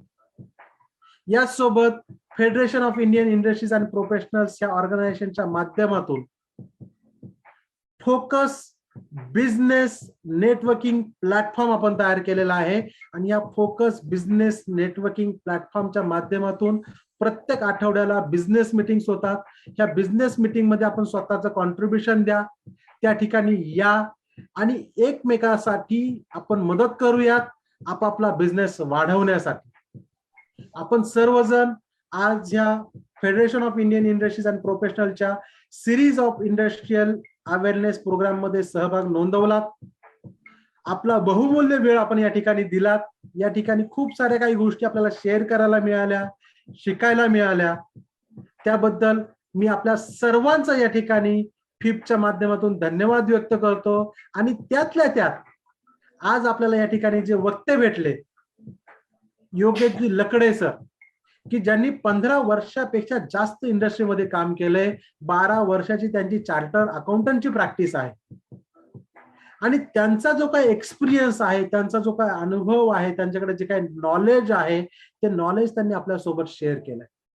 आणि या ठिकाणी त्यांनी नॉलेजच तर शेअर नाही केलेलं, त्यापेक्षाही पुढे जाऊन आज त्यांनी आपल्याला कमिट केलेलं आहे की तुमच्याकडे जो प्रॉब्लेम आहे, तुमच्याकडे जे चॅलेंज आहे, ते चॅलेंज त्यांनी घ्यायला या ठिकाणी तयारी दाखवलेली. तुम्हाला फायनान्शियल सपोर्ट करण्यासाठी, फायनान्शियल हेल्प करण्यासाठी त्यांनी या ठिकाणी तयारी दाखवलेली आहे. तुम्ही त्यांना फक्त तुमचा फोन उचला, त्यांना फोन करा, ते नक्की तुम्हाला वेळ देतील, याचं मी त्यांच्या वतीने या ठिकाणी आश्वासन देतो. योगेश सर धन्यवाद, आपण ह्या प्लॅटफॉर्म वरती आलात आणि आजचा दिवस खूप चांगला या ठिकाणी घालवलेला आहे. आमच्या सर्व उद्योजकांना आपण या ठिकाणी खूप चांगल्या पद्धतीने मार्गदर्शन केलं sir. Thank you sir. Thank you sir. Thank you Yogesh sir, thank you very much. आम्ही परत परत एकदा तुम्हाला Thank you. विनंती. Yes, sir. हो थँक्यू आजचं थँक्यू सेशन संपवण्याच्या अगोदर मला या ठिकाणी हो. गोष्ट शेअर करायला आवडेल. ती गोष्ट म्हणजे अशी आहे की शिक्षणामुळे नवनिर्मिती होते. शिक्षणामुळे नवनिर्मिती होते. नवनिर्मितीतून विचार जन्माला येतात. विचारातून ज्ञानाची कवाडे उघडतात आणि ज्ञानातून आपण अधिक परिपूर्ण होत जातो. हे ज्ञान आपल्याला वाढवायचंय. आपल्याला लर्निंग मोड मध्ये यायचंय. आपल्या सर्वांना मी विनंती करेल की ज्ञानापेक्षा मोठी संपत्ती काही नाही आणि ते आपल्याला इंडस्ट्रियल अवेअरनेसच्या प्रत्येक शनिवारच्या संध्याकाळी 5 वाजताच्या सेशन मधून मिळत असतं. ह्या सेशनचा सर्वांनी लाभ घ्यावा. ह्या एका छानशा कोड सोबत आजचं सेशन मी या ठिकाणी थांबवतो आणि पूर्णविराम घेतो. परत एकदा आपले सर्वांचे खूप खूप धन्यवाद. Thank you very much. Thank you. Thank you.